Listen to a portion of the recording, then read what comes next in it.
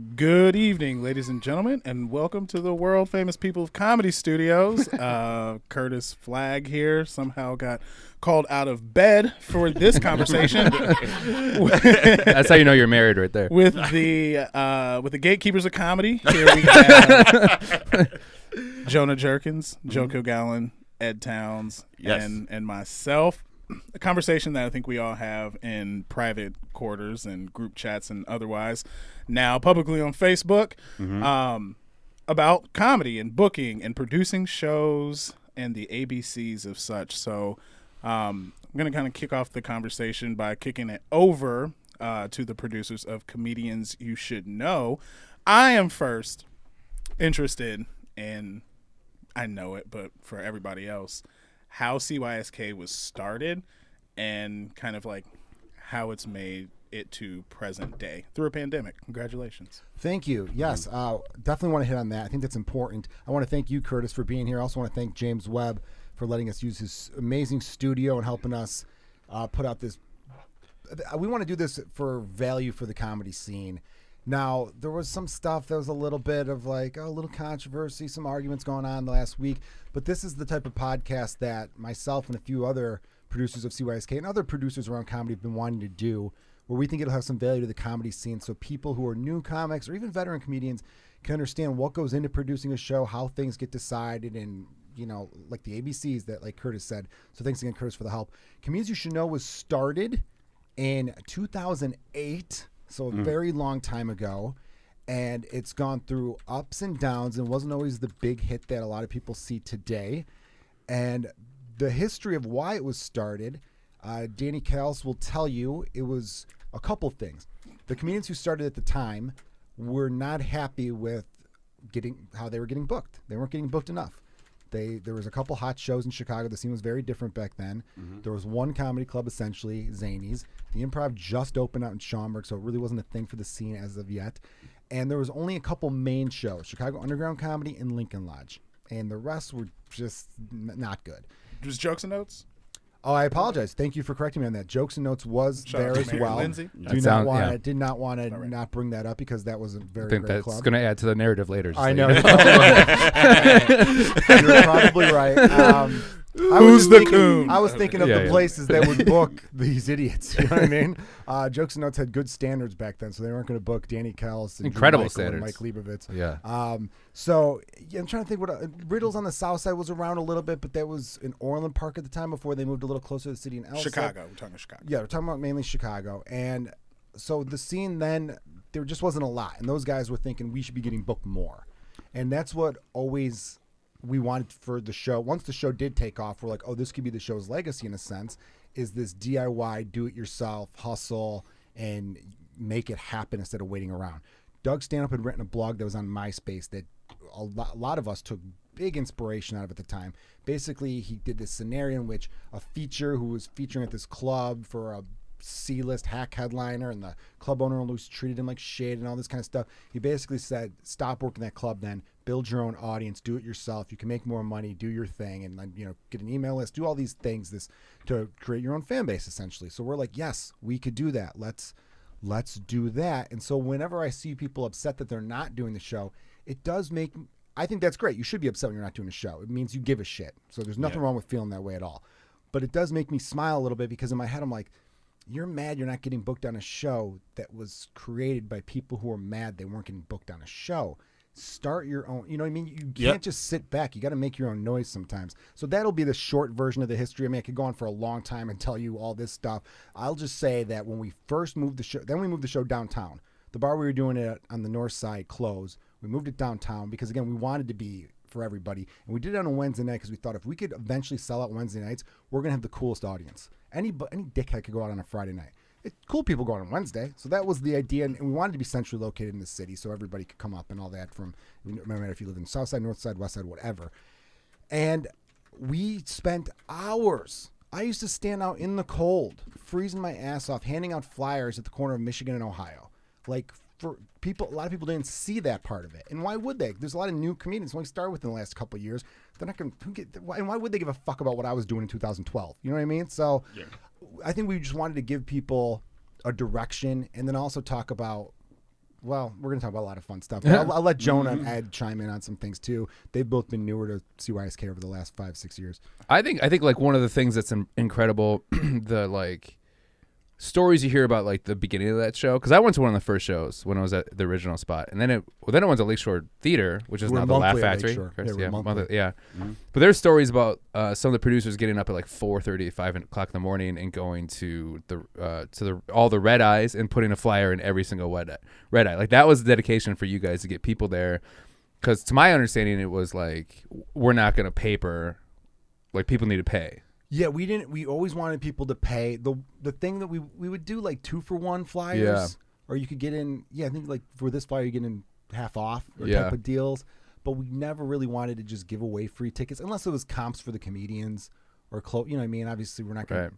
You know, if you bring your girlfriend or wife, we're not going to be like, to Ed and Jonah. We're not going to be like, you better have them pay. It was never like that. But yeah, we always wanted. We feel like audiences are better audiences when they have, they put some money in. It's a give and take. It's an exchange of goods and services, that type of thing. Right. Yeah. And then also, like, I remember it didn't start great. No, like, it was a slow process. Yeah. We didn't sell out a lot right away at all. There was some empty crowds in the beginning there. You know? And, it was a lot of hard work. And there was some, Danny Callis and Drew Michael and Mike Leibovitz and Michael Sanchez, who designed the logo and really put the room aesthetic in. Those guys worked their asses off. Yeah. And really, I'm not including myself. I didn't work nearly as hard as those four. But they really, it was a grind. It was an absolute grind. In the beginning, if you can just give, I guess from your perspective, how was the booking process? Because, like, once again, like, I know these things, but I feel like the general public, or just, comics, maybe some that have been doing comedy for a long time, or even new comics, don't really understand the process for any showcase, let alone one that is like kind of like a weekly showcase of like a triumvirate of it's like a true show that's like for comics, like by comics.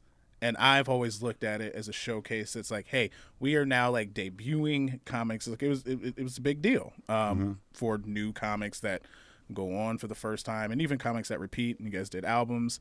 But I know your process is a little different than most comedy showcases, so I'm curious how it started and if it's the same way today or if it's evolved in any way.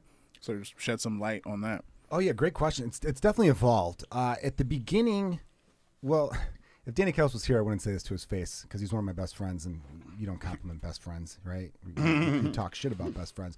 But he's like a crazy genius in a lot of ways. His mindset was treat every show like it's the last show you'll ever do. You know what I mean? And he said, remember we had meetings early on, and Danny's one of those dudes where almost like Captain America speeches where you're like, dude, I'll run through a wall for you, man. That made so much sense. Basically saying stuff like, there's so little you can control a lot of times, but let's focus on what we can control and do it better than anything. Production value. Because when you think about it, every independent bar show or any indie show for that matter, whether it's at a bar or not, we're all booking from the same talent pool. You know what I mean? So what could we do to set ourselves apart? Well, one was production value was huge. We really wanted to have the right music, the right lighting, the right sound. We wanted people seating people. We were one of the only bar shows I ever saw doing that. You came in and we were putting you in your seats. Yeah. Not you just holding. I've done shows where it's like, can you guys please come to the front row? Like the host is asking that. And I'm like, you guys have control over this. Put them in their damn seats. Like it makes for a better thing. So as far as our booking process was concerned, we were going to book ourselves because we were a collective. That was the big thing Danny would always say in the beginning. And I agreed with, we all agreed. We're a comedy collective. Meaning, a group is like an improv thing, but working together. We're just a bunch of individuals, but we are same common goal. And we were just guys that hung out with each other. We were the 5 or 6 of us, 7 or 8 even at the one point. We were hanging out every night at open mics. So that's how the group came about. You know what I mean? Nowadays, if you were starting a group, it wouldn't be 2 Jewish guys, 1 Puerto Rican guy, and 5 white guys. Oh shit, that's like my favorite burger place. 5 white guys. 5 white guys. 5 white guys. Man, the cheese, the fries. I got stock in that place. It's been doing really well lately. So, yeah, that's been like the history. I mean, here's where we got better. Well, we made it so that the 6 or 7 of us, or whatever the number was at the beginning, producing, we would get booked 2 out of 5 shows. So it wasn't like, it was a weird pattern because Danny would book in like 3-month increments. So we did get the most of the bookings, and then the rest we're like, we need to stack these lineups. Yeah. Because again, we're treating it like who knows when we'll ever have a show again. And then we would incorporate new comics who were coming up. Back then, we didn't do auditions until 2019. That's because the scene just got so big, and it was hard to see everybody. And we'd feel bad because we'd hear names where we're like, shit. I mean, we were all doing so well. We were working so much. We just weren't at the same open mics like we used to be. You know, as the scene grows, so do opportunities, and we were missing people. But back then, you just hear names, and if people were being talked about enough, we're like, all right, let's book this person. I'll say this: we looked through old lineups not that long ago. 2 dudes, so many dudes. We were too dude heavy. So we then learned from that. We were always, but even back then though, we were good on diversity. But we'd have lineups a lot of times where it's all men. Yeah. The lineups would be diverse, thankfully. But I remember being like, oh my god, we had 2 weeks in a row where it's just all guys. Fuck. Yeah. You know. And thankfully now, I think we've done a much better job on just more inclusion, which I think it just makes for a better show because that's your audience is going to be diverse. Hopefully, if you're booking the right shows, your audience is diverse. I'm not gonna get into a 60 minutes type situation, but sure. we'll hold it there. You're the voice for I it. feel like Yeah. your publicist is in your ear, giving you buzzwords to say.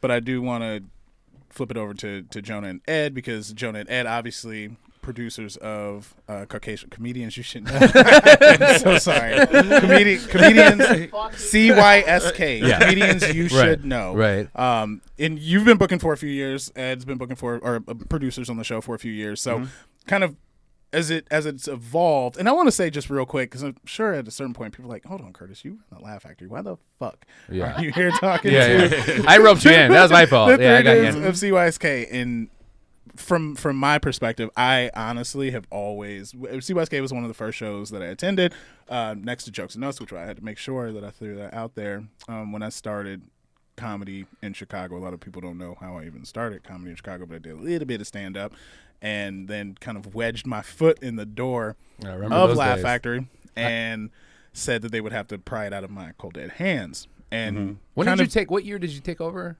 It was like 2013, 2014. Yeah. 2014. Jesus. What 2014. What an ass backwards way to become a comedy club manager. I'm gonna do a couple with mics. My ultimate goal. Yeah. My ultimate goal is to be managing this joint one day, baby. You were still doing open mics when you managed, right? This week it's the floor, next week it's the fries. You were still doing mics when you kind of took over, right? For like 2 weeks. Yeah, I remember And that I switch got when a all of a sudden real- it was like Got a real weird laugh at Shuba's open mic. Yeah, But when I was like, I guess that's the guy who took over. I've always looked at the model of comedians you should know as a premier independent showcase. I love the way everyone was like hyper super serious about every show. There wasn't, no matter even if like the show itself, maybe the comics didn't do so great, maybe the crowd wasn't into it, whatever. It was always taken like with the utmost of seriousness, and it was the litmus test for a lot of comics that were coming up as the showcase that you wanted to get on. And there was, at that time, now there's 3 clubs. You have comedy clubs, and you have this independent showcase that is like holding its own, like holding weight against, these behemoth, institutions. So much so that even like headlining comedians, when they came in, they were kind of like forbidden for doing comedians you should know. Yeah. So I always really kind of like held that up. And I think, in the age of where there are, because you mentioned it and I want to talk about it a little bit later, about kind of the like saturation of comics in Chicago, because I've watched it grow from being like 100, maybe 200 to like almost 300 plus comedians, all of different tiers and levels and years in. I think it's more than that. I mean, I would say it's Yeah. definitely more. It's definitely more than that, which is incredible. Because of that, you now have even more pressure. I say pressure, expectation, duty, obligation, to really kind of like cast a wider net, book in a more diverse manner, and also still bring quality content to the stage. So it's like a lot of different boxes to check, and sometimes it could easily like sway one way or the other, just kind of depending on what you're trying to look for. So I want to kind of talk about your introduction into the producer team, your comedy background, however you want to start, and kind of how you see things kind of evolving to present day. I'll take the lead. I'll take the lead on this one.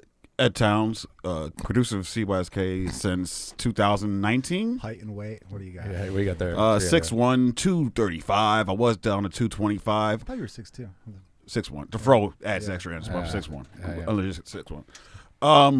No, I got brought on as an intern in 2019, and there's two things that makes this show to me the best show in the city. Besides the lineups and stuff like that, is what you said earlier. Control the controllables. That's a legit thing that most shows don't do. Like the small things, sitting people, setting up the room. Like if we don't have Creating a vibe. Let's just say we have like 50 tickets sold, and we know battery low. Okay, we got it, and we know we won't need the balcony seats. Get rid of those seats. Like that's like small things like that other shows don't do. Also, the show comes before anything else. Is the second thing. Okay. So the show comes before anything else. So I got distracted from our He great did that for a producer here. reason. You guys just right into it. So it's like, for example, there's something that caused this to happen for us to be together. But I could literally give you a list It's called Fate.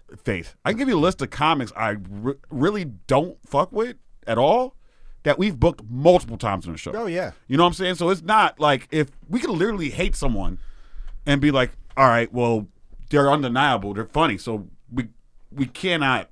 All that shit is to the wayside. I've had a few people hate on the show. Dude, yeah. Jesus. I've almost gotten fist fights with people that's been on the show. Yeah. So I voted for it's because like, they're funny. Yeah. I just don't know. I don't understand how like you could literally look at our lineup since I've been a part of it. I know you guys had dude problems before and shit like that. But even when I was coming up, like when I always came to the show, I was always like, it was the gold standard because there was no bullshit politicking with the show. It's like if you're funny enough, you will get on it. It ain't about kissing ass or anything like that. And so like whenever someone says bullshit like that, it's like I don't understand what your angle is as a lawyer. Just point at a lineup any week and tell us where we're discriminating at. Yeah, tell us who shouldn't be on the line. Tell me who should not be on the lineup. You know, do that. You know, and don't count debuts because sometimes we had a couple debuts this year. It was not that great, but don't count debuts because like we're That's why I'd say. We had a couple we had a couple stinkers this year. Most of them were great, but we had a couple stinkers this year. I was just like, oh boy, okay, we swung and missed on that one. You know, I do think a dude problem. There's a dude problem in the scene just in general. Yeah. And I used to always think to myself, There's is too it many. because I think what for a very long time, the easiest like kind of cop-out statement is that because there's so many guys doing comedy, right? There's so many guys doing comedy. There's not a whole lot of women doing comedy. And I actually have just from keen observation and just like seeing the volume in which there are, comedians in Chicago doing comedy. It's actually not true. There probably is, it's probably like 55-50 or, whatever, 60-40. However, I do think just from a booker's perspective, as somebody who gets like, just the volume in which Ed, I'd like for you to read real quick how many emails that was my question. 30. You don't even have to say that out loud. You don't even have to say that out loud. It's a lot in the thousands. It's just like booking submissions, that you get. I find that it's 5 to 1, 6 to 1, maybe 7 to 1 that are reaching out to you. Yeah, male to female, and whatever that reason is, because I'm not gonna like pretend to know why it skews that way, but there's still also like a ton of killers right in the city. Like we could name them on and on and on. We could make 100 lists of like all the like top female comics that are doing stand up. I would hate to be like, well, women like being getting booked, Laugh Factory, just start your own show. My thing is, you do have to at a certain point show up, and this is not just for like women. This is for literally every single comic who like, doesn't feel like they are. Laugh Factory is a little different because we do host an open mic.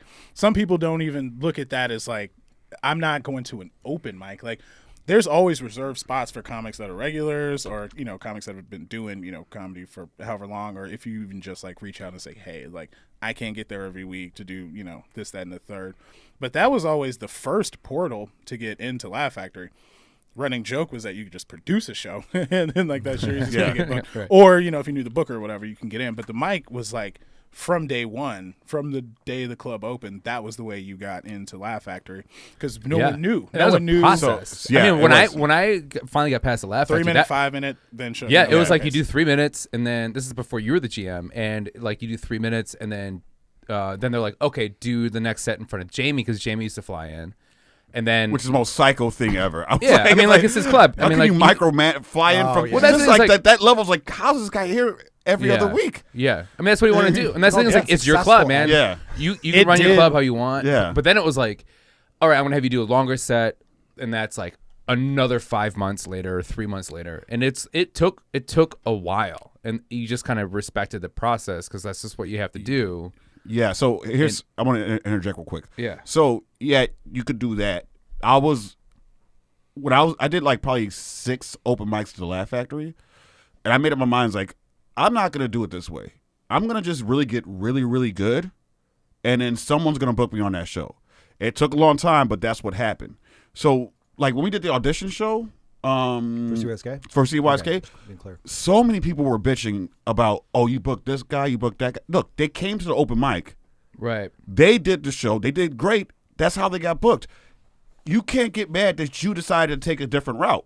Because I did that. It took a long time, but I was happy with that decision. I was like, this is where I'm going to go. I'm going to do it this way. So if you want to do it that way, understand it's going to take a lot longer than someone that actually waits for fucking 30, 40. How many comments did we see? Like, what, over 200 or some shit like that? A lot. Do you see yourselves doing that again?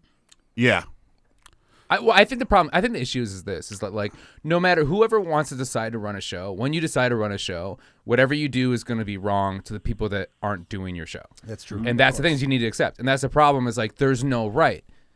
So I think we are very conscious of like you know, people do look at the show as important. Like before I was a part of it, I looked at it as it being very important. Yes. I modeled every show that I ran. I ran 2 shows, 3 shows before I was part of it. I modeled it to try to take over Community Show. That was my goal. My goal was like, that show will eventually die. I want to be the next show. But I'm going to take... invited you on. We're like, this guy's going to take us out. Yeah. And I was like, I'm going to take everything they do. Like, I interned... Like, about a contract? Yeah, dude. We were Disney. We're like, we'll take a Century Fox. Yeah. Yeah. I interned at Community Show, and I was like, oh, this is how you run a show. Yeah. Right? Because I've never been part of a show that, like, the audience recognizes me. Like, I'll seat somebody, and they're like, are you going to go up tonight? I'm like, how the fuck do you even know? They're like, oh, we like this and we like that. Because I watched all the producers at the end of every show go to every single person in that room and thank them for coming. Yeah. Do you have any idea how important that is? Yeah. Like, the thing is like, I think as a community, we don't understand this. Like, we run a show, and all we care about is the bar's not supporting us enough. Like, I need to do better. Like, this should be, like... The people that are coming to the show have paid for parking. They're paying for a lot of drinks. They paid for, some of them are paying for a babysitter. You need to respect them like they're going to Laugh Factory, right? Yeah. You have to do that. And I learned that from Comedians You Should Know, right? Yep. And that's how you fucking run a show, right? Booking Not only that, you need to book only the best comedians because these people want a good show. That's all they want. And I think that's because I've fallen into that trap before of booking as a business. Yeah. I run a comedy club, so there's like kind of the human resources side. There's obviously staffing and bartend, P&L, inventory, toilet paper, shit that like no comic gives a fuck about, right? Yeah. And then there's the production side of it. So it's like booking the comics, you know, lining up, you know, your month calendar, you know, then obviously trying to bring people into the seats to enjoy the show, and hopefully that there's some like retention that like comes back to it, right? So it's like having an engaging quality experience that, whether it be a premiere comedy club or a weekly premiere bar showcase, there's like a quality to the actual show, right? And I've fallen into the trap of being like, hey, I know who like the bona fides are, right? Mm-hmm. And like the tried and true, because I've put them up, I've seen them do what they do, and I can just like pick a name out of a hat of these or whatever, like 20, 30 comics. Right. And I know that not that they're like aren't gonna bomb, because everybody is gonna happen to you. Your number's called, you your can number's catch called, L right? anytime. Yep. Yeah. And it's also like kind of like how you handle that bad set, that bomb, right? That if somebody comes and sees the show, they're like, oh, okay, like they tried, you know what I mean? And then there's kind of like taking a chance, right, on maybe new talent, or giving that guest spot, or maybe it's a comic that has been doing comedy for a while and you just never have put them up on a show, so it's like asking, it's like you kind of like taking these chances, right? And I've taken some like pretty fucked up chances. I did a whole show. I did a whole show that was a chance, and I feel like it has lived. Are we talking about Malort Court again? It has lived in. It has lived in Laugh Factory infamy. Yeah, and that's like those bad dentist experiences. You know what I mean? That's like like this is like why I don't go, and it almost kind of like puts you back into like this hole of being like, nope, just gonna go back for what I know, and kind of like keep trudging on. And when you have 7 nights a week and whatever, multiple shows a week, you try to interject some of that. But I also think that where we are right now in Chicago comedy, like I used to think there were more rooms than anywhere I'd ever gone for comedy in Chicago, and now there's like more. There's like more, and like which is so I'll cool. also say this too, because there are other independent showcases. Like there's like Lincoln Lodge, and they do independent shows within like a actual comedy club environment. Great. But besides them too, there's like other independent shows like Camp. Camp was I took my wife on our first date at Camp. Like I love Camp that much because I'm like, you know what? It's like always fun, always super positive, like always like a super hot show. Like so there are independent showcases that are doing a good job of being consistent and putting up, talent. My thing that I always hated was sometimes there are showcases that are just like dog shit, and a lot of times customers, just residents of Chicago, tourists, whatever, they come to those shows for the first time, and then they never think it's comedy, and they never think that's Chicago comedy. That's what one of my problems post pandemic was. Just like, I don't know, maybe these rooms were so desperate to just get business going, they're just throwing everyone fucking shows. Right. So they go to that show with a lineup full of ass, and they're like, oh, well, fuck this. I'd rather go to the movie theater. Yeah. Yeah. And you're gonna try and fail, right? Mm-hmm. Like if you're gonna make that attempt, like when I first took over, I didn't know what the fuck I was doing, right? Yeah. Like I was even before Malort Court, there was other bad shows. Like I'm not gonna identify Malort Court as the only bad show. It's like it's just the worst one. That's where you jump the shark on that. Yeah. I mean, we did movie shows. I mean, we did a lot of shit. I see what just happened. But my ripping my show apart. And this is why I kind of circled back to like why I'm here. And whatever, people can talk shit about it if they want, but it's in how you are trying, and that's why I looked at CYSK as like, regardless like of the fact we're gonna like run our showcase like it's a comedy club. We're gonna run our show like you are coming into not Timothy O'Toole's, but you're coming into Comedians You Should Know. Right. I walk into Timothy O'Toole's and they're like, are you here for Comedians You Should Know? No one says Timothy O'Toole's. Like no one even mentions, and they are Timothy O'Toole's employees. Here's the thing that like, which is a great bar, by the way. We love Timothy O'Toole's. Yes, Buffalo egg rolls. Holy shit, delicious. Go ahead. Like not enough gluten free. The shows that last are the shows that understand that your audience is your lifeblood. Like that's the most important thing. Like I've never been more irritated when like I've run shows with people, and then at like where you check people in, my co-producer is sitting there talking to a comedian in front of them, and they're blocking the people that can come in. And it's like, hey, this motherfucker is your best friend. You're gonna hang out with him tomorrow. Get out of the way. And this let's seat this person. Or like somebody, I've had old producers eating a sandwich, being like, hey, are you here for the show? It's like, can you just you don't have to eat for fucking 45 minutes. Yeah. Like for 45 minutes, let's be on the clock and let's treat these people the way they need to be treated. Yeah. Let's do your best set. Let's fucking be good. And also, which is important too, like the comedians that are just like, I run a bar show, like this venue needs to pay me and they need to respect what I do. I once had a manager come down and be like, this is how much it costs to pay the servers. This is actually my what I make on the alcohol. It's not 100% what you think it is. Yeah. This is how much it costs to heat this place. This is how much it costs just to open up this section that you're using. So I'm like, this is why we have a problem with how much you're demanding for pay.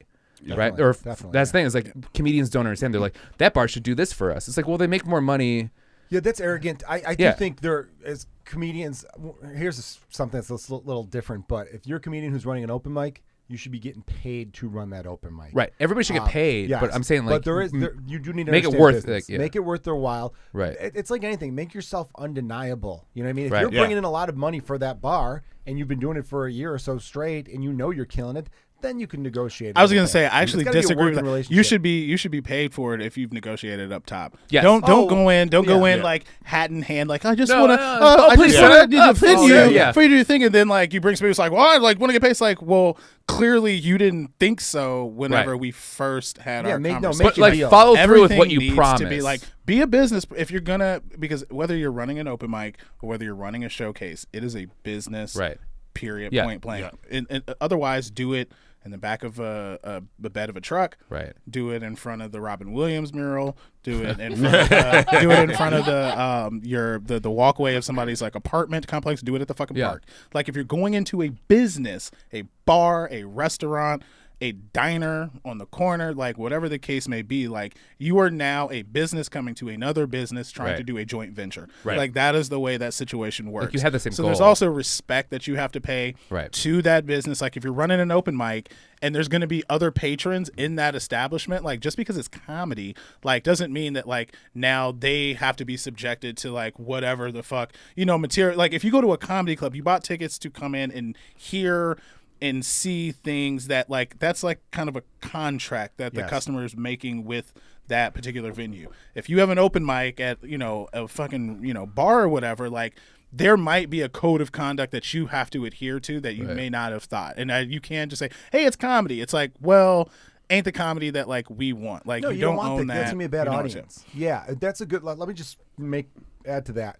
If you're gonna run a comedy show, do it at a bar that has a separate room. Yeah. That way when people are going into that room, they know they're seeing comedy. Right. I've seen shows where they just put a mic stand in the middle and be like, all right, it's comedy now. And people are eating salads being like, wait, what the hell's happening right now? Like, we didn't come here for this shit. So and shout out to comedy because bar owners and like restaurant owners used to do music. Like it used to be music open mics and it'd just be somebody holding you hostage with an acoustic guitar. Yes, and it was like fun background. But people have seen kind of the value in comedy and they're like, super low maintenance. You don't need necessarily like a whole bunch of like, DI box hookups and like all this shit. It's like a mic and a little, kickstand speaker, and you can like get it rocking. But like you also have to acknowledge that as a comedian, a business proprietor, whatever the case may be.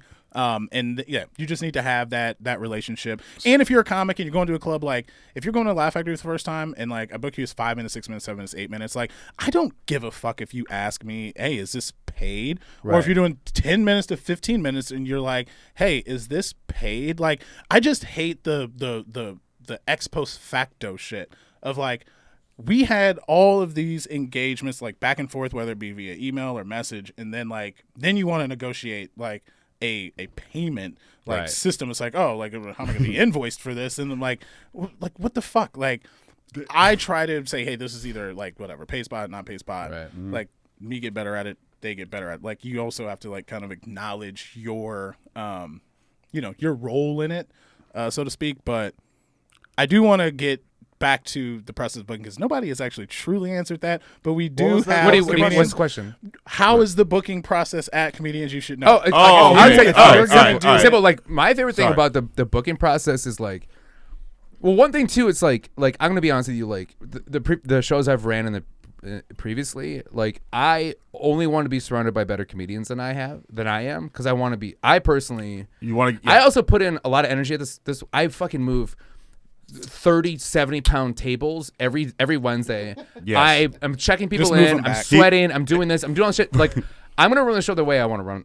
We're going to run the show the way that we want to, that we think is best for our audience, but also, like, that's best for us as comedians. Like, the idea where it's like, hey, you know what you should do is you should not do your show and you should fill that spot with somebody else. It's like, well, no, I did all the work to get these people here. I deserve to go up I want to. Yeah, if you run a show and you put the work in, go up. We should have, like, first dibs on those spots. But other than that, Ed hit on that.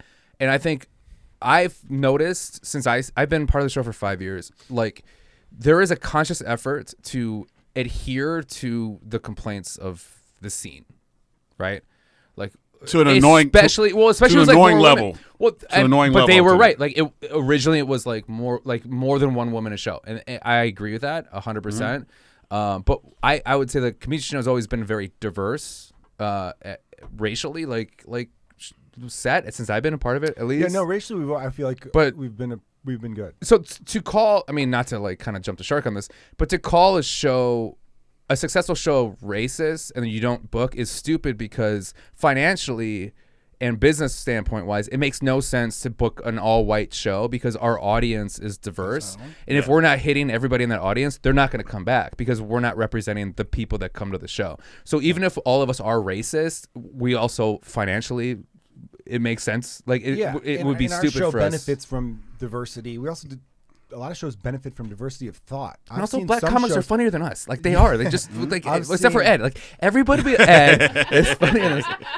But I've been to shows where this is something that other producers some need to look at a little bit. I've seen shows where they go, "Look how diverse we are," and the audience is 100% white. Yeah. And I'm like, let's work on a little bit of both sides of things. Right. Also, your show's diverse, but it's 6 comedians who all tell the same style of jokes in the same way. Because they're Yeah. all Because they're they're all all in the same from fucking Logan neighborhood, Square. right? They're all Like- from Logan Square on the same block. There's no really cultural. So we talk about Similar diversity. backgrounds. You can get different colors, but culture is Yeah. that's Yes. to me. Does each producer get us? Is it because I guess So that's I get what you're saying. All right, so that's a great question. So We let's book talk it- about let's talk about the last booking meeting. So We here's book what as a happened. group. We book as a group. Yeah. So we come in and then we're like, hey, Danny has a big list of who he wants as far as like Who we want. like Who we want, yeah. But he has it in his head. But we also bring in, write down 10 comics that you want for a debut. Right. Write down 10 comics that you think that could close out the show, and then write down 20 comics you just want on the show. So we all come to the table. Literally our booking meetings. You know that 4 to 5 hours. 4 to 5 hours. You know that Kanye quote where he was like, "I can't make none of y'all happy," right? I felt that way because there were so many times we had the list, and Danny would look at it like, "Oh no, this ain't it," because there's not enough of this representation. There's not enough of that representation. So we're even bending our own like moral code to put the best comics up, kinda, just to appease a quota.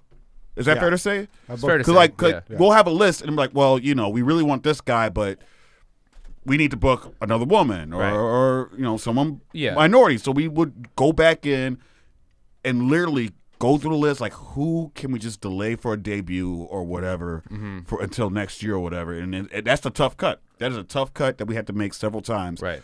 And literally those meetings take about 5 hours Yeah. just to get everything down. Like, Well, we've all storm individually out half the time. we storm out a lot because we all we all individually fight for like. There's been we, times I mean where we me. all have a person that we're fighting for. Yeah. But one person and then hasn't seen them or doesn't here's know. the thing. A lot of times people don't make it just 'cause it comes down to as simple as, because it's so close, as simple as Joe's never saw this person before. Yeah, And it comes that's true. down That's to that narrow thing where, like, I'm telling you, like, well, the difference between comic A and comic B is like we all love comic B, Right. but Joe has not seen comic A. Sure. And it It's comes all down Joe's to that fault. close Yeah. to, It's always to the Joe's person not fault. making the cut. And also, like, I know you wanted to add more, Curtis, and we should probably take some of the questions that were submitted too, which we appreciate everyone who's done that. Yeah, and there are times where we will be like, all right, we're not going to book this person. Or Yet. people, Like, we're not gonna book them not- yet. It's not always no, a yet. it's You're always right. yet, yeah. Yeah. And I want to make this clear too, we wanted to make this conversation more not just us responding to our own criticisms, but something that people could think about in general if you're thinking about starting a show. Curtis mentioned a little while ago about like you don't want to just say to people, "Oh, we'll start your own show." Then I understand that, but there are times when we're like, "Who do we book? This person or this person?" And person A has ran an open mic, ran their own show, supports constantly, and person B doesn't. Who the fuck do you think we're booking? Yeah. And it's like, It hey, is you want to get into this huge. college? Do you have It any is extracurricular huge. It is activities? huge. Yeah. It No, is you got to huge. give back to the fucking I scene on occasion. honestly do not care what people think about this, but if a comic, it's not kissing ass. I don't know. Kissing ass is like a weird thing. It's a Like weird- that's a yeah. whole different. It's like a whole childish. different conversation. It's like, oh, it's like, oh, kiss your ass to get on the show, and it's like I don't want anybody to kiss my ass. Like I don't even Right. really want people to reach out to me half the time. I literally do not want you to message me. That's like- I just am in a very kumbaya like state. I've slowly gotten into that whole. But if you support a room, if you kind of like show up, at least not physically, but just like there are comics who like will move away and then move back and be like, yo, what's up? Like, you need to book me. It's like I'm not on like Facebook like that to know like when you like have signed a lease in Logan Square again. Like I just reach out and follow up. Like reach out and follow up. Like that is all. Like it's not necessarily bugging me until you get a condescending, like aggravated tone in what is supposed to be a professional email. I don't even give a fuck if you take the first email and you just forward that bitch back to me and just say, following up on what you see below. People do it all the time. Kudos. Thank y'all for doing it and not, you know, you do it just like, hey, just following up on it. And if it changes, be like, yo, my date's changed. Just like keep me updated. It's like people expect. I'm just like waiting on my phone, like, oh man, I really hope that somebody messaged me on Facebook right now. Because like I'm just waiting to just book somebody, the first person to message me on Facebook. Like, you know, and it's like, no, this is not how it works. Well, that's the issue too. Is like kind of like what to add on what you're saying. It's like when you book a show, especially like a once a week independent show. It's like when we are all thinking of comics we haven't had on yet. Your first thought is, who have I seen last? Right? Yeah, you gotta think about the whole year. It's not just sucking up. It's the fact that like, oh, I saw you. Like, there's been times for Black Guy Diaries. There's been times that like that people show up and you know because that's not so much of a group, but like people show up. I'm like, oh shit, I totally forgot. Like, when are you available? Right? Just because I saw you. Right? Yeah. And it sucks and it's annoying. But I've seen Mike Hall. I was like, Jesus Christ, I haven't seen Mike Hall in forever. That's ended. That's ended relationships for me. Where it's people like girlfriends are just like, why do you have to be out? It's like I get more work running into people than I do.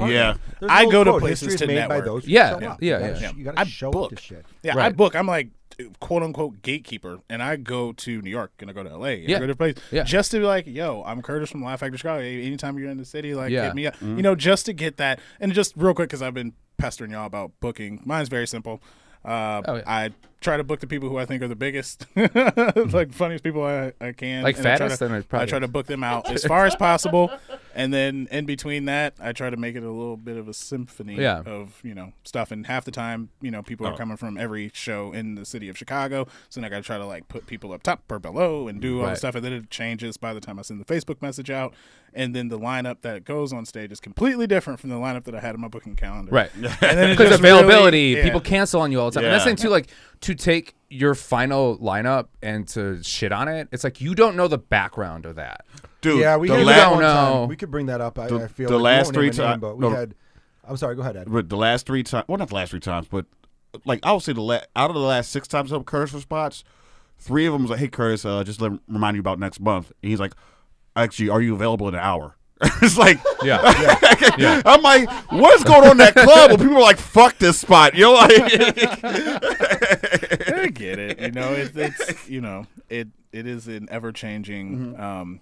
It's an ever changing place, but it also speaks to the fact that there are so many stages. So like, you can't really put all your eggs in one basket. It is kind of like a respect thing though too, because if you're a dog shit show, nobody's really gonna care, right? Nobody's gonna care about doing it. Nobody's gonna try to put you on the spot. But let's get to the questions because thank you for everyone who has listened up to this point. Like, God damn, can you answer my message?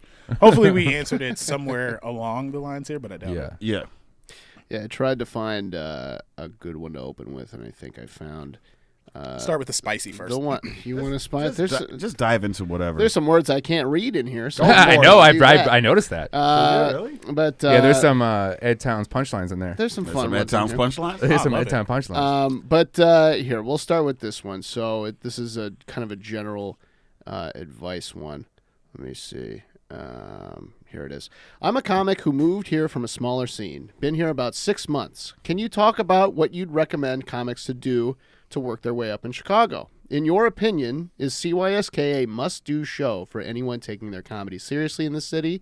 Also, possibly important info, I have a girlfriend and I can't commit to going out every night for stand-up. My goals are basically to do shows occasionally. Dumper. Mike's 3 or 4 times a week. Can we pause that real quick? Because if he needs to hear anything, he needs to hear this. Yeah. It is not going to work. You can waste your time all you want to. Get rid of that bitch. Yeah. Well, real quick, I was saying to everyone, I'm like, I'll answer this one. And then when you got to that part, I was like, no, I got to jump in here. But every girlfriend I've ever had, it's like, just ends up being not cute that you're a comedian. Was that the end of the question? No, there's a little bit more. All right, because he said, I want to go up 3 or 4 open mics and do occasional shows. Okay. Yeah. It's kind of like a two-parter. So let's do the first one. Let's do the first one. So again, I'll read it. I'm a comic who moved here from a smaller scene. Been here about 6 months. Can you talk about what you'd recommend comics do to work their way up in Chicago? And in your opinion, is CYSK a must-do show for anyone taking their comedy seriously in the city? All right, I'll answer that. The second part, is CYSK a must-do? No. No show in any scene anywhere is a must-do show. I swear to God by that. Look, they just did the JFL auditions in Chicago, a month ago? And I remember there was a lot of comedians being like, if I don't get JFL, what? What are you going to quit? Quit now then. Because for as many comedians who are big names that have done JFL, there are as many that have never done JFL, and they're fucking household names. It's not, look, it's a great thing. It's one of the best festivals in the world. I'm not saying don't strive for it or don't work towards it. But if your mindset is, if I don't get X, I'm quitting, you're wasting everyone's time. Get the fuck out of the way now. Right. The beginning part, how do you make it through the ranks in Chicago? You've only been doing it 6 months. Congratulations. It takes guts to even start, so I hope you're enjoying your first 6 months. You have 9 years and 6 months to go before you even... To kind of find a voice. You got 9 years to go, so you've made it about it's 32nd of the way. Yeah. Well, I'll just say this. Every comic I've ever talked to, if I ask them at year 10 how much fun was their first year, and they go, a lot of fun. So your first year should be, don't even worry about getting booked on shows. Have fun. It's more about the process. Earlier I talked about the stuff you can control. You can't control who's at the show that's going to then give you a spot on their showcase. What you can control is being prepared for the open mics you go to, being like, tonight I want to work on this, or I'm doing a show. You could focus on that stuff and enjoy the process. If you fall in love with the process, I really do believe all that other shit will fall where it should, But dude, 6 months in, you're an infant. You're beyond it. You're a newborn. So if you want to be big and you want to do this for real, which it doesn't sound like you do, man. If you only want to do 3 or 4 mics a week and an occasional show, that's why when Ed said dumper, it's kind of, that's it. No, it's it. Or just tell her, look, this is my dream, and I want you to support my dream, and my dream involves me being around at night. We'll have brunch for fuck's sake. You can fuck during the day. Anyway, I got a good comparison. If comedy is going to be your career, if that's what you want comedy to be, right? Let's say you get a job offer, or let's say you have the job, and you're like, all right, well, my schedule is Monday through Friday, 9 to 5. It's like, but I only really want to do 3 days a week in that job. You know what I mean? Have the occasional presentation in front of the bosses. It's a job. It's a job. It's not a fucking hobby.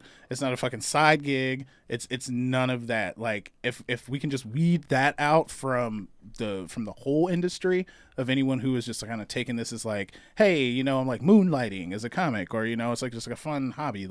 I think anyone who takes this seriously, probably the thing that they hate the most is people who just fuck around with it and tinker with it. Now you're early in, so you're just still trying to figure out, is this something that I can be good at? So maybe, or even once going out a few nights a week. I'm not saying hey, you got to go 5 nights a week, hard in the paint, and do it. But figure out if this is truly what you want. I did that in the early stages. When I say I started doing comedy, I didn't know what side of the stage I wanted to be in originally. I was laughing about myself. Sorry, I thought I was funny, but I also just loved stand up. So I tinkered with it. I went up once a week for the first 3 months because that's what I thought you did. Yeah, me too. I remember comics sending me, they go, hey, you should go to this mic, and I'm like, no, I like this one, and they go, are you going to one a week? I go, yeah. In my brain, I had comedy on Thursdays, bowling on Wednesdays, softball on Tuesdays. I was 22. You know what I mean? Date night was Friday and Saturday. But then I knew at the end of the day, I wanted to make a career of this. So you have to put in all the energy. Yeah. And your girlfriend or whatever it is, you just have to explain to her. And if you don't want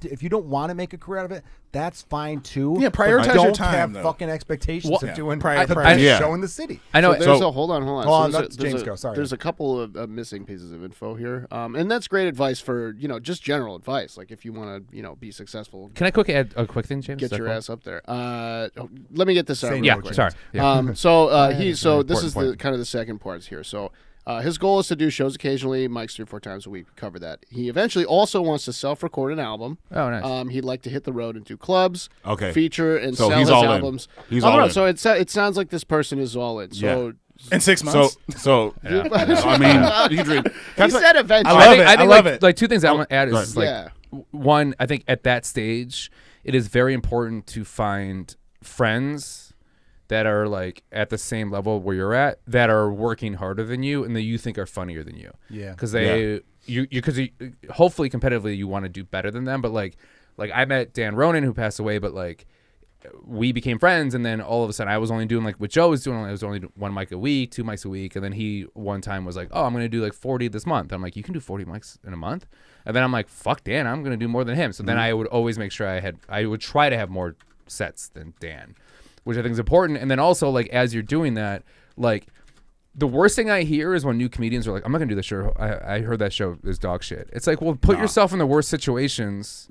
So you've been there before. Battle like tested. Michael Jordan your way through everything. Yeah, do the dog shit. Don't put yourself obviously in like uncomfortable or like creepy situations. Like, Right. But also don't really listen to what other comics think like the crowd of the show is. Like you got to see it for yourself. I watch every movie people think are bad because I'm like, well, let me see for myself, right?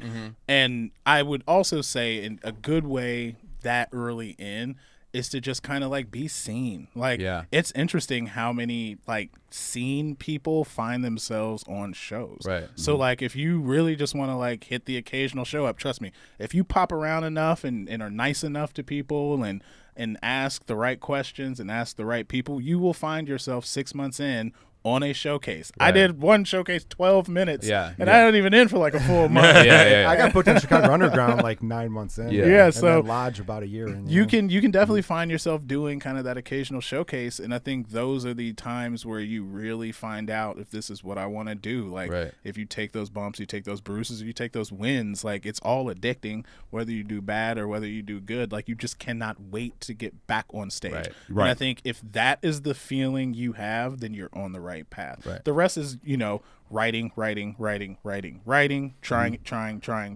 and writing again. Just like building that thick skin too. Like that's.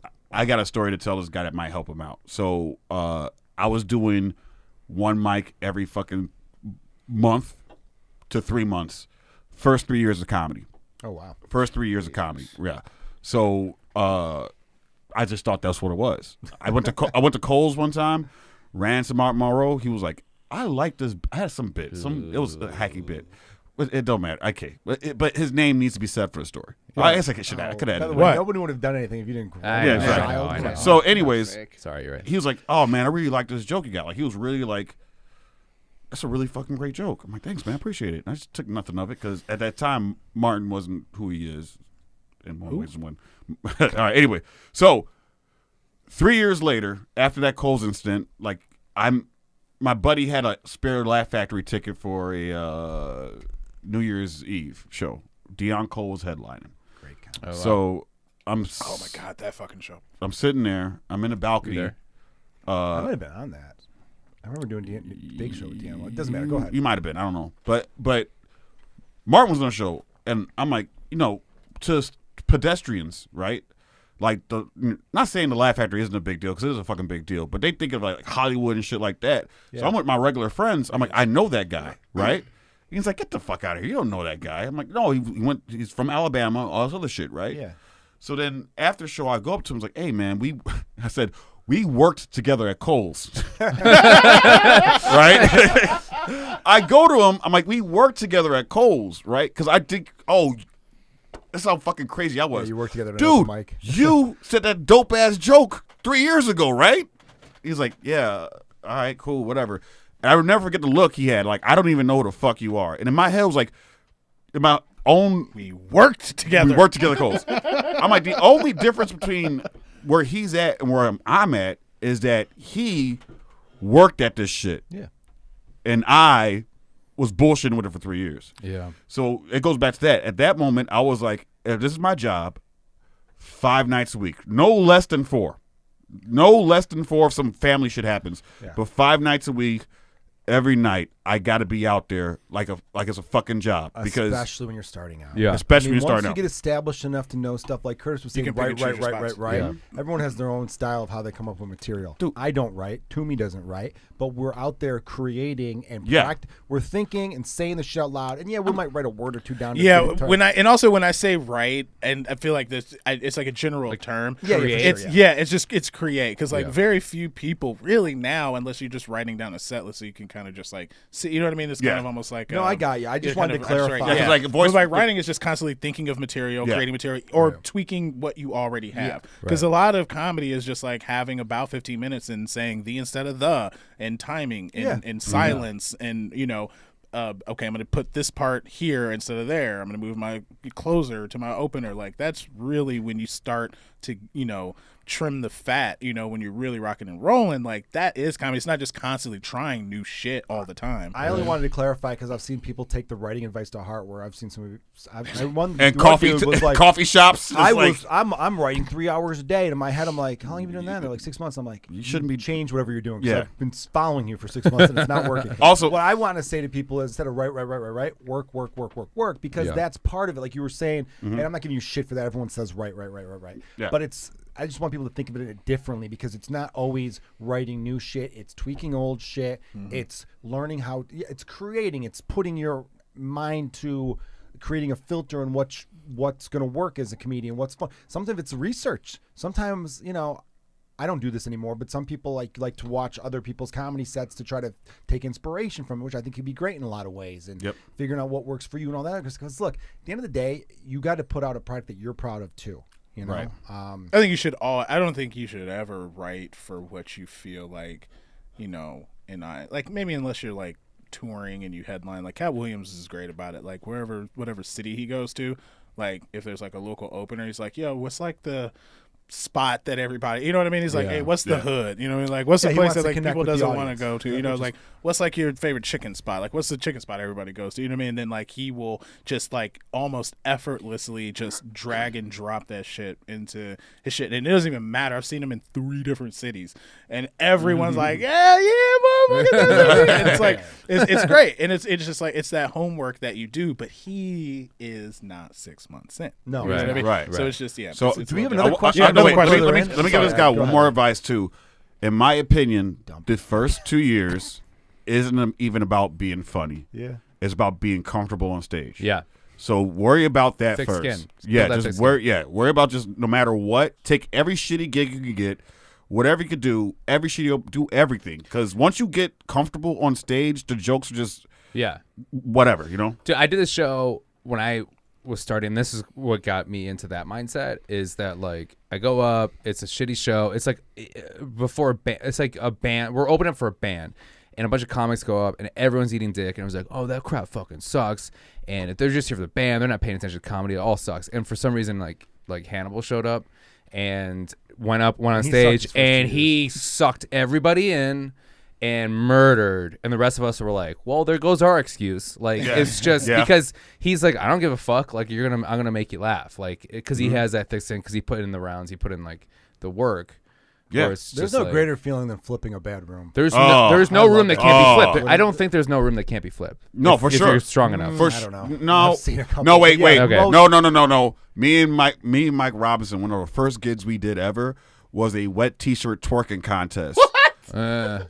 Yes, Tanisha Rice was on that show, and I'm still a little mad at her because she was like, "Hey, she's a better comic. She's closed on the comedy portion of it. She's like, do you mind if we swap spots because I got another show to get to." My dumb ass was like, "Yeah, sure, whatever."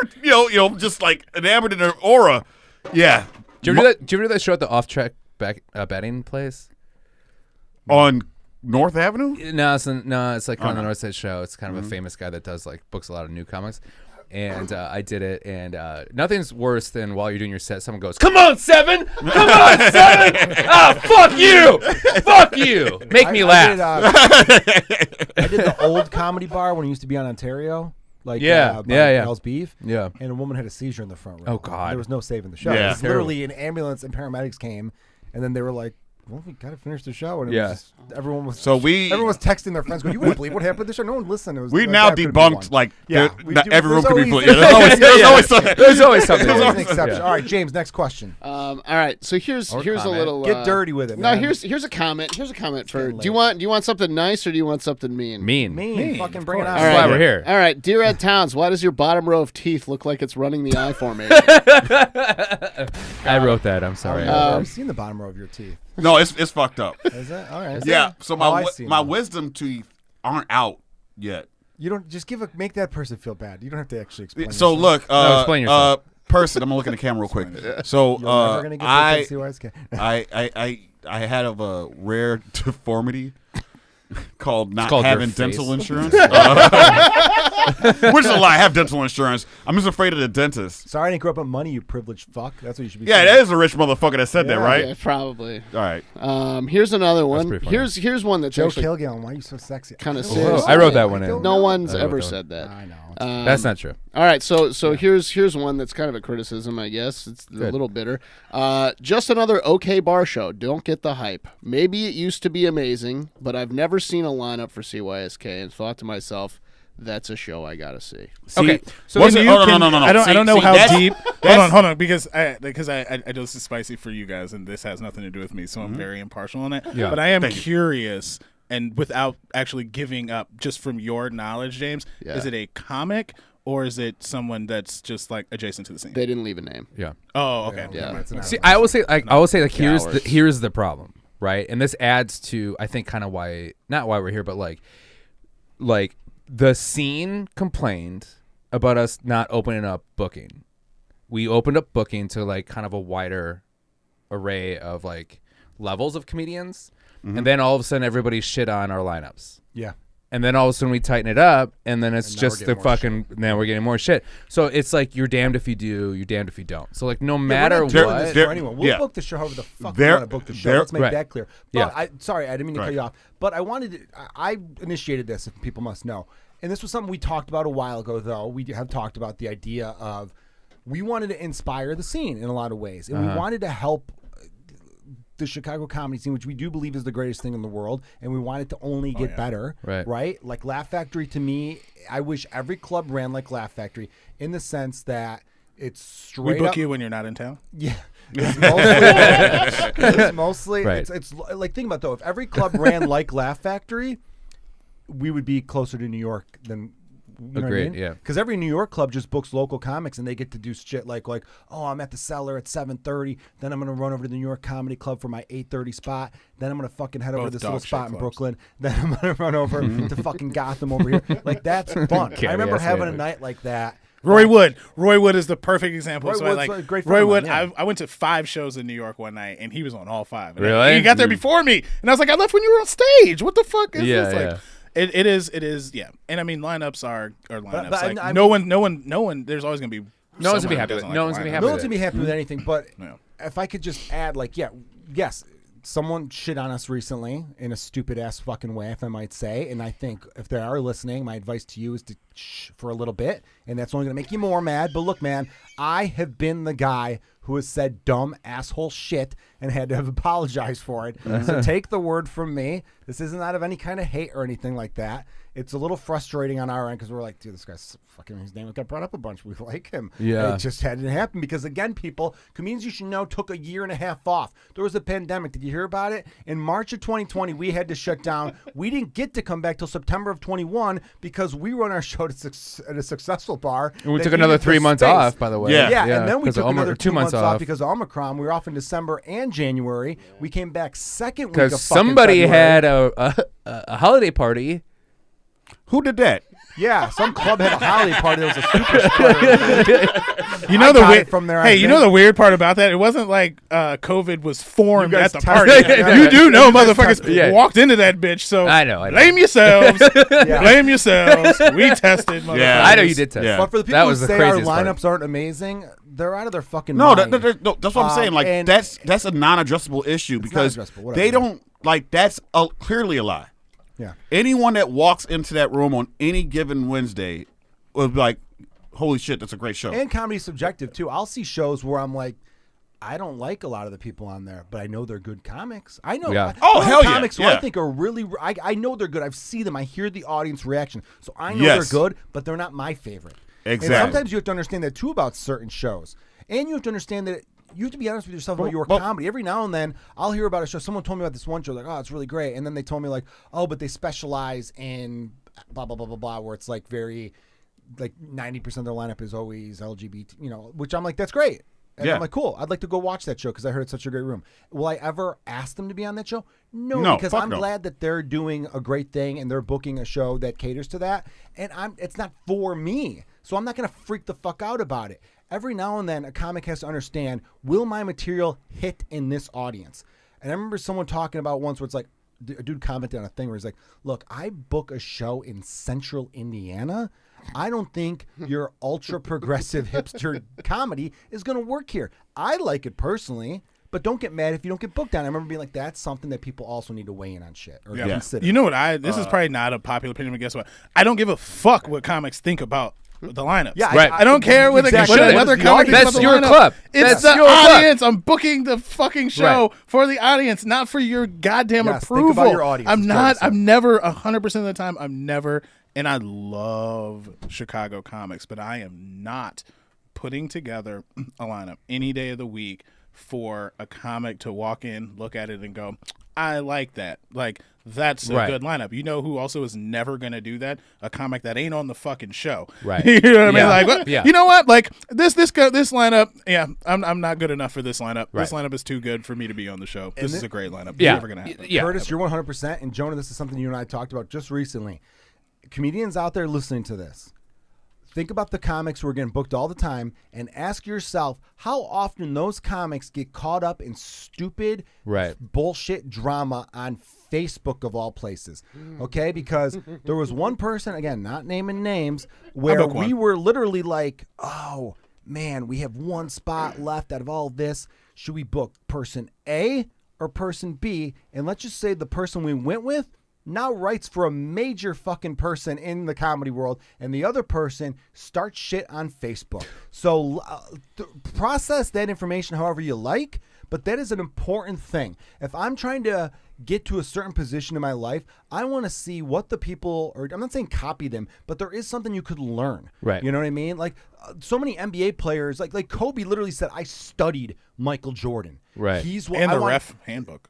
Yeah, I mean, yeah, like, yeah. but like, there's all sorts of shit like that you could take from and be inspired by. Do whatever you want. I'm not saying copy these people word for word or whatever, but like I'm saying, like, all I know is the most successful people I know aren't getting caught up in stupid ass shit. The most successful people you know are internalists, not externalists, right? So an externalist blames everything outside of them of why they're not succeeding. An internalist is like, what do I need to do? Like the months that I don't, like, if I don't get booked on a show, and if I don't, and I'm not saying I'm a good comic or great or whatever, but like if I'm not getting booked at Laugh Factory or whatever, for the most part, I'm like, what am I not doing to like, what am I not doing? Yeah. Right. Why am I not getting this? This is my fault. Right. I control my destiny. And the thing is, if you're blaming outside things, that's an excuse, and that's an excuse for you not to work harder. Like that's just what it is. Because it's like, well, I'm not gonna get it because I don't hang out with those guys, or like I'm not accepted, or like I piss off this one person one time, whatever. Like we all agreed, which we've mentioned multiple times on this podcast, that like funny outweighs how we think about you. Yeah. Every time. 1,000%. 1,000%. That's true, but you did say something that reminded me of something. If you're thinking to yourself, I didn't get booked because of a thing, and say that thing is, because there was a comic out there who got insanely disrespectful to both a bartender at one of my favorite clubs and to the girlfriend of one of my best friends. And you could bet your dick that I don't care if they become the funniest comic in history, they're not getting booked on my show. And if you're thinking that's why you're not getting booked and you did something really horrible, then that's probably the case. Yeah. And what you should do is shut the fuck up, keep your head down, get good, and focus on everywhere else. Because again, like we said before, and like we answered the question that someone submitted, is The one CYSK a must? There is no must in comedy. There is a million different paths in this shit, right? Ed talked about it earlier. I thought it's going to be harder for me to be someone who shows up every Tuesday to a thing, wading through 40 fucking comedians. I'm going to go this route. Yeah. There's a million different ways to get fame. And we've seen that all the time now. Like, some of the biggest comedians in the world were not industry darlings. You know what I Right. mean? And They just carved their own path. I used to get mad all the time about this shit. Like you were talking about internalist, externalist. I thought I was both because I would out loud be like, who the fuck and who did I piss off and what did this? And while at the same time going, you need to work the fuck harder. You know, Because there's if a this is gonna comic in happen, you gotta Chicago be out that reliable. won't do Laugh Factory no matter how much like I ask them to do it, and they actually like me. They're just like, no, like Why? it's a mix of things. Like Yeah. It's all software. more. Oh yeah, for sure. more of, Rhyme is. I'm a rhyme little big, a little too there's big. there's for a it. lot of okay. there's a lot of questions left. I don't know if you guys. Quick. How much We're you this wanna gonna be rapid fire. Yeah. All right, so One person take it at a time. So No. Joe, you okay? you got to Yeah. pee. One person. All right. Well, Joe's gone. We're gonna be able to really get through. Yeah. this. Okay, yeah. Thank God. We can take our time now. Yeah. A long-winded. Okay, so I don't need to know that. here's a quick statement, just because we were talking about booking, and this is someone who also books and kind of agrees with you guys. Booking a monthly show, there's a lot of comedians in the city, and my show only has 4 comedians, each doing 15. So I get how it's hard to get all the comics you want to put up. I specifically book lineups for comics I think complement each other or that I've seen recently kill and don't get to do long sets. I tell anyone who reaches out I don't do submissions and I have a running list and I'll see where I can get them in and try to find a lineup that fits. I can see how comics look at booked shows and go, hey, they keep putting up the same people, but it's at the booker's discretion. I get if you want to have your friends give your friends opportunities. Why shouldn't you? And if Curtis is on the pod, let him know that he also has to make the lineups with a business. He has a business in mind, I knew who this was. as well as being bombarded with booking requests Of course you figured it out. at one of the busiest clubs in the country. So I'd never take him not getting back to you personally. Anyway, that's my dumb 2 cents. Who do you think that is, Curtis? No. Don't say it. It's Brian Rowe. Okay. Oh yeah. Okay. But yeah, I agree with all that. Yeah. Some people they say they don't mind if their names get said on here. Yeah. Yeah. Can you grab me? Yeah. I do. No, that is. Every show's gonna have like a different system for doing it. And when I just want to like really quick address the repeat bookings. That's what we call in the industry regulars. So, Right. Yeah. Yeah. There's that. Yeah. People don't understand that too. Well, I think that's What the the thing too. It's fuck? like we Like, only yeah, have we only have 48 All right, weeks. I'm back. Repeat everything. We only book I think 46 to 48 weeks out of the year. Not even. We only book one show. So it's like there's not a lot of opportunity. So we split, we try to like equally split everything between everybody. Majority of regulars, we try to have one debut at least once every other week. I think we try to get 30 debuts, but we're really That's less, it. We're Just- maybe 40 weeks a year because most 'Cause it- Decembers were shut down for holiday parties. Yeah, and then if there's Plus, playoffs, and there's Yeah. big playoff games. So there's not a lot of it's not- opportunity. Exactly. For then I'll just say for me specifically because it's 7 nights a week and there's Yeah. multiple shows. Like this is a career, right? Like you have to make money off of it. So it's like given whatever the pay is and however frequently you actually receive your checks at Laugh Factory, the thing is to Yeah, I the need thing to, is we need to talk about actually it. be able to like supplement like an income as well, right? So Right. it's like whether you do all 3 shows on a Friday or you do 2 or 3 shows like in the week. Like I also book that way because as you are slowly ingratiating yourself like into the club as like a paid regular, however you want to call it, like I do try to offset that so you don't have to leave Chicago and go on the road and try to like scrounge up like $250 like here and there and you just get it whatever in one night or whatever the case may be. So like that is the thought process for the regulars. Like it is indiscriminate. I'm not giving someone who I just think's hard up for the money, you know what I mean, like Right. those spots. It's people who are, I feel, are bona fide killers and should be making X amount of dollars doing stand-up comedy. Because as a patron to just see your show, if I'm not paying for a sitter, it's at least $100 per person, probably, right? Close to. Yeah, Yeah. I did Laugh Factory on Friday, and I had a few people come up to me after the show saying, I'm a regular here, and when I see you're on, I get excited. Yeah. And I go, oh, thanks. That means the world to me and all that. You talk about $250. The next night, I drove 4 hours to La Crosse, was there for 2 hours total, got half an hour before the show. I'm going last, did like almost 45, 50. Got my money, got back in the car, drove 4 hours back. I was in the car for 8 hours. I was only at the destination for maybe 2 hours total for $250. So that's something that some comedians might want to think about. That's part part of it too. Yeah. Like Yeah. most people would never do that, and I probably wouldn't do it again. Anyway. Best ability sometimes is availability. I tough. tell y'all that shit all the time. Yeah, It's that's like, true. hey, when you free, I'm free all of May. Next Yeah, there you question. go. Yeah, exactly. How much more time do you guys want to do? Let's just get Let's that fucking over. go, 20 baby. minutes? Let's just go, kid. Okay, we can go. Let's go. rapid There's fire. okay. That's right. Yeah. Right. Let's do 2 more questions. 5 minutes. Is that what you just said? I know, He said rapid fire. fire 'em. Oh, rapid I fire, know what sorry. question I want to close with, so I'll ask 2 more and then the last one. So let's see. Is it true that you only book white comics who punch Drew Michael? Send them my way. Giovanni from the Lobo Den. Thank you. True, you only book white comics who That punched Drew Michael in the face. Only the No, only wait. comic who ever punched Drew Michael was Puerto Rican. No, wait. I thought. Wait, didn't That what's is his name true. punch? Wait. I pushed Drew, but for whatever reason, the comedy scene, even at the time, I remember 3 days I mean, later. wait, And hold by on, the way, I Joe. got Joe, you suspended said for 3 months for that. you said for some reason they think you punched. No, Like that's some kind of shock. Oh, Joe Kilgallon of all I don't people. understand why they think I would punch another man in the face. They probably thought it was over softball. No, that would be a fat throw. I- We all know that. I threw a bat. I never hit anybody though at softball. Yeah. I hit at Where'd the softball. bat But you go? threw a bat far. That was a great toss. dude. Yeah. I hit it farther than I hit the ball that day. Over That's why the I'm so mad. fence. But dude, no, what was killer about that was I shoved him down one step, and then I remember like the next day people being like, "I heard you shoved him down a flight of stairs." I'm like, "How the fuck did it become a flight of stairs?" First of all, and number two, How quickly don't that talk spread. shit in front of stairs. Yeah. You know what I mean? Like Right. you're not It's gonna get gonna- pushed then. yeah. Obviously, Be we're at the fucking around a little bottom bit, but of no, look, I got suspended for 3 months for that too, so I did pay a price. And I know Loboden's fucking around, but for a little fun Chicago comedy gossip / history, Drew Michael. Oh no.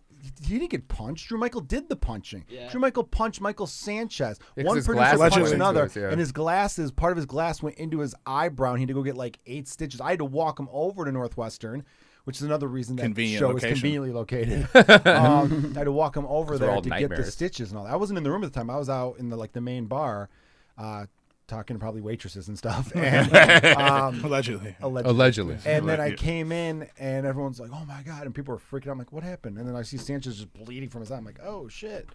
And then they're like, "Oh, Drew punched him in the eye." Shout So out a Loboden. Jewish comic Loboden. punched a Puerto Rican comic, and who says the Jews whites don't stood have by and self-esteem? did nothing You as don't see that guy? usual. Right, right. All right, let's see. Here's another one. I've done the show a couple times. This is a nice one. Most times I did okay. One time I bombed, but so did Natalie Jost, Sean Flannery, and Russ Williamson. So I was wow. in good A long company. time ago. Some nights are Really like good that. comics, yeah. I waited a long time, as in almost a year, to do the show after I asked. I didn't take it personally. It's a long list. They got a lot of mouths to feed. I was friendly with several of the producers, and I don't think it moved me up the list any faster, nor should it have. Among the, quote, elite Chicago showcases, I think CYSK has been the one more responsive to public criticism. They did a whole series of shows of new comics after there was some extra noise about not booking newbies, but it continues to amaze me how much weight comics to being booked on CYSK or any other show in Chicago. This is not to throw shade on CYSK. It is a well-produced show, and I'm happy to do it every time I'm booked. But it is not a credit that led to any paying feature or headlining work in clubs. Right. It didn't change the trajectory of my so-called career in comedy, because no bar show does that. If you haven't been booked on CYSK, maybe they don't like your act. You're welcome to disagree with them, of course, but they're also within their rights to not like it. Maybe, just maybe, it's not very good.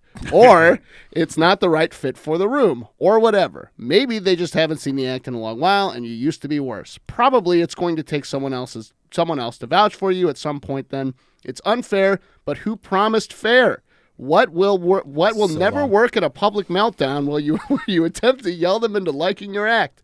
If you're so mad about it, go produce your own bar show and book comics you like. After all, that's what the CYSK guys did initially.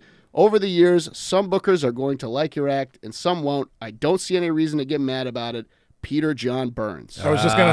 there My it is. first thing was gonna say they should have to drop be the name. old. because Yeah, they kept yeah, saying, yeah, kept yeah. saying act, and I'm like, Yeah. that just is something Yeah. that no person would say. And I love Peter. It's You know, song I a would say couple like weeks ago. like auditioning for Zanies, like Bert Haas did have a good little bit of advice where he goes, just because I don't like you today doesn't mean I don't think you're funny. It's just maybe I'm in a bad mood or something happened and something in your act reminded me of that thing. So just keep at it. And that's the same thing too. It's just like, just because we don't think you're funny now doesn't mean like there might be something happening. Like you never know what is going on. Also, not getting booked does not mean that you're not they good. don't think you're funny. Yeah. Like it's just you fell through. There's so many comics that quote unquote like fall through the cracks, right?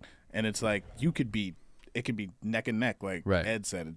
Most cases that's the case. Yeah. Is that it is like neck and neck, but it's dude, I used to book 5 comics per show.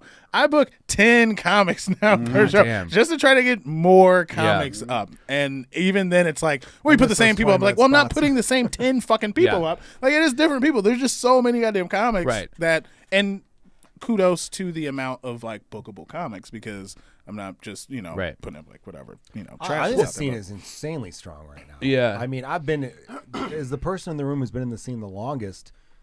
I think this is maybe the strongest the scene has been talent wise, maybe ever. Yeah, I mean, I don't know. My first year or two, there was a really big list of names but now that I think about it, they're maybe just the most famous, but it's like have. Well, they weren't there's famous. a difference, though. There's a difference between fame and being good, though. Because I was in New York a couple weeks ago, and this isn't to knock those comics; they're great comics. But a lot of them, I thought to myself, all right, any of these comics that are up right now at one of the biggest clubs in the world, if I took them and put them at Laugh Factory in the middle swapped them out, nobody in the crowd would be like, "Oh my god, this is a whole nother level." It's like name, there's name value though too. Like, I do think that name value makes. That's why I like this. Like my primary job at Laugh Factory is to create a platform for all of you in this room or tuning in or not giving a fuck about this at all.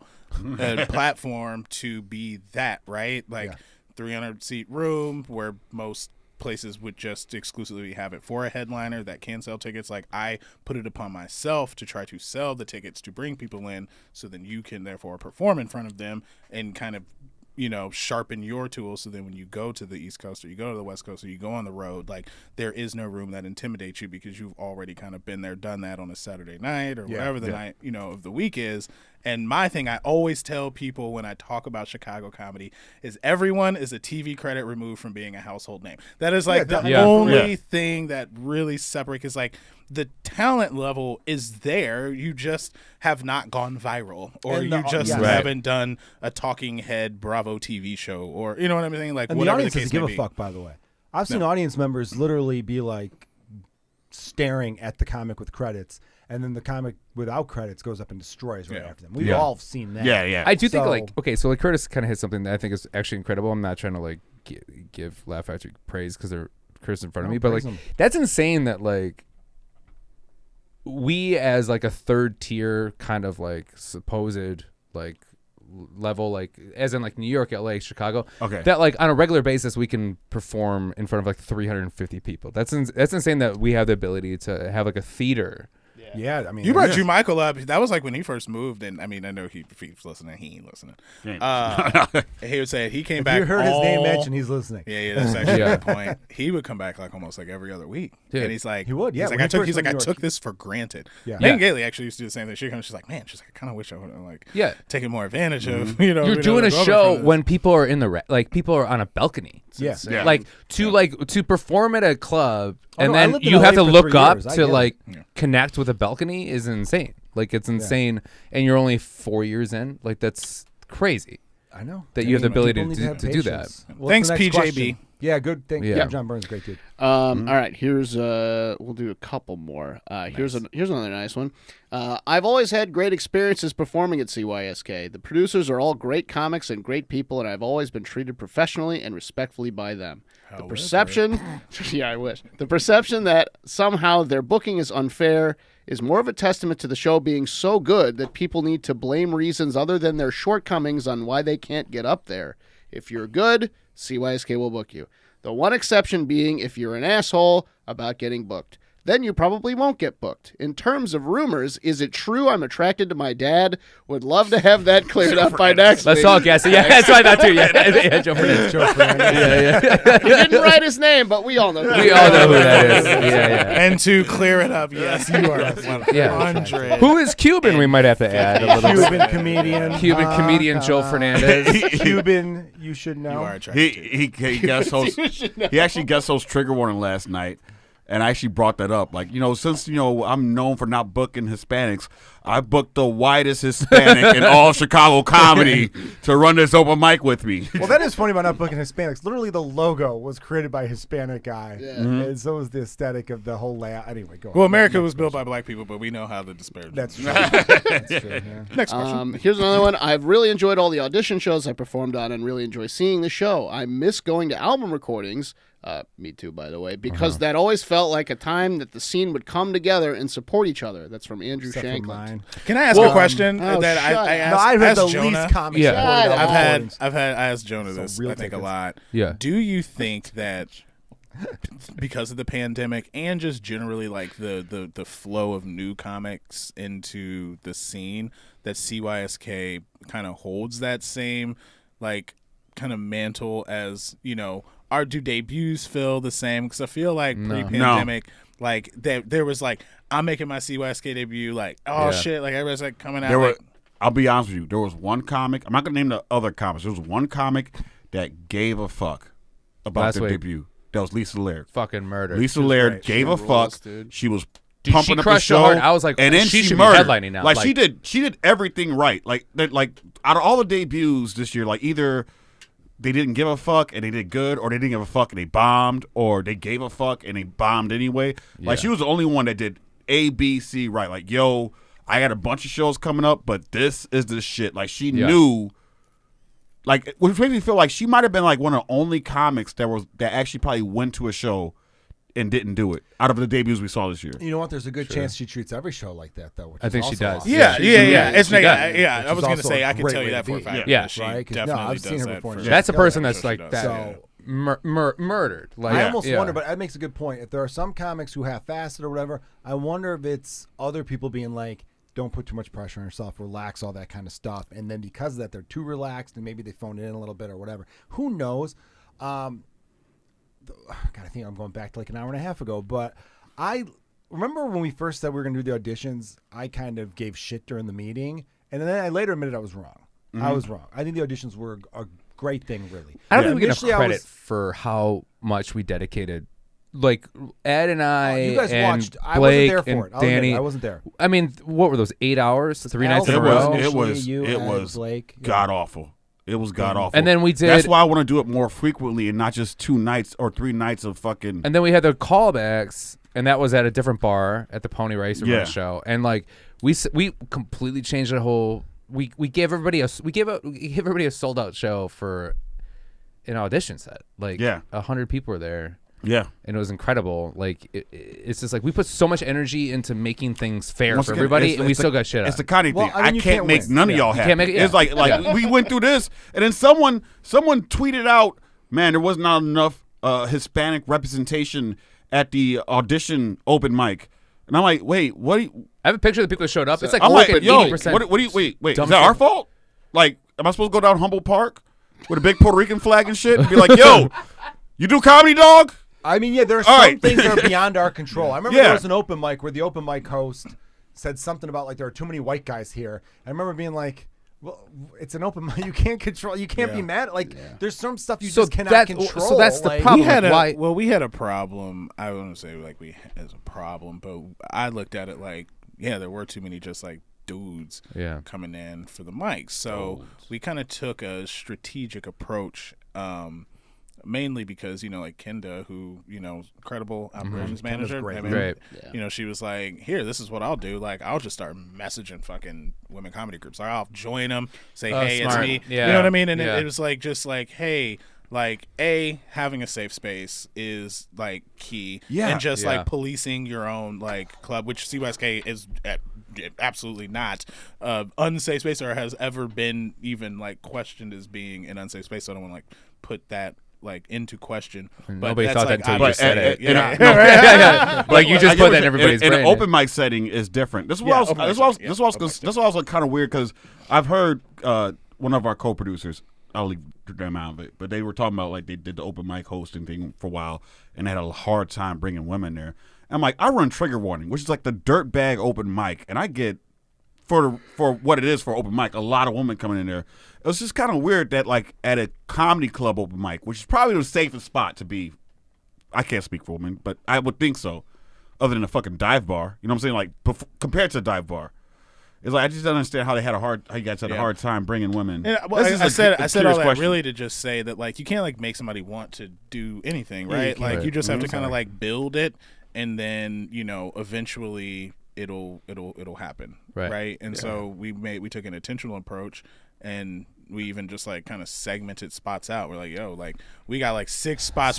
Then I kind of was like, is it actually fair? Like not even just like I don't care about for the dudes that are on the show, but I'm like just even for like the women, like doing kind of like the handout situation. So like I struggle with that, but then when it happened, just like it organically just kind of grew into just having. Yeah, I never liked the handout thing either, because what I've always thought, and not that you guys do that, but every now and then I'll hear some comedians be like, I remember people being like, oh, I finally got a spot, and then they said, I remember someone said to me like February of 2019, dude, thanks, man. I finally got a spot on CYSK. I'm like, well, yeah, you fucking earned it. He's like, yeah, dude, I can't wait for August. And my brain being like, oh, yeah, we book so far out sometimes. Yeah. And then sometimes when those comics that we book 6 months out, it's because if we booked you next week, you wouldn't be ready. Yeah. But we know 6 months out, you're going to be fucking ready because we know you're putting the work, you're on that path. Jonah, I didn't mean to cut you off. I wanted to add one last thought, though, because I wanted to admit I was wrong about the auditions. Because at first I thought, I don't like putting pressure on comedians. I didn't want another thing that stresses comedians out and do all that shit. It made it seem like grandiose, too. It did, too, a little bit, right? Because it's like we're a bar show where if you're good, you'll get you booked once a year for $40. It's like, okay, let's not have people losing their fucking minds over this. 2 free drink tickets. Very good, right? And valet parking. Unlimited. Validated parking, I should say. Oh, no, only I get the unlimited. Yeah, only Jonah does. But what I was going to add to that was I was wrong, though, because what it did, though, was it gave people an opportunity, and I had to flash back to living in LA. I lived in LA from 2014 to 2017, and I was a regular at every fucking room in Chicago before I left. And I had to work, and I got into some places, and I had some fun and stuff like that. But the most frustrating thing about being in a new city was not knowing how to get into a place, because I'd be like, how do you get booked there? How do you get booked there? CYSK, we at least gave you, this is how you do it. You're going to audition, kill that audition, then you move on to this, then you move on to that. The Laugh Factory in Hollywood, so I moved from Chicago to LA 2014. I was regularly closing out the Chicago one when I moved, and I was sending Curtis is shaking his head right now. Why is that?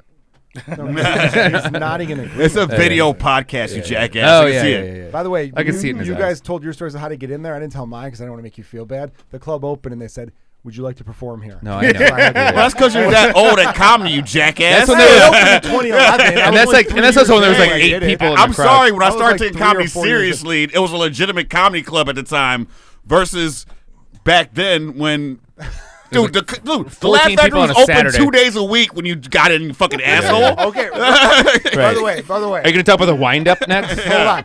They had a kitchen. They had a kitchen when you were working there. Really small pan pizzas, I think. Hold on. Real quick, Ed and Jonah, I didn't want to do this, but because you guys talk shit back instead of just laughing off what I said, I'm younger than both of you. Anyway. That's pretty good. Yeah, sorry. Yeah. My point is, though, sorry. So I forgot the fucking point, I think. Laugh Factory Hollywood. What's that? So the Hollywood Laugh Factory, when I went out there, I had to send email after email being like, I regularly close in Chicago. It had no way. They didn't give a fuck that I was a regular Chicagoan. They could care less. What I did was, though, I showed up, and I started watching the shows. They knew I was a comic, and one night...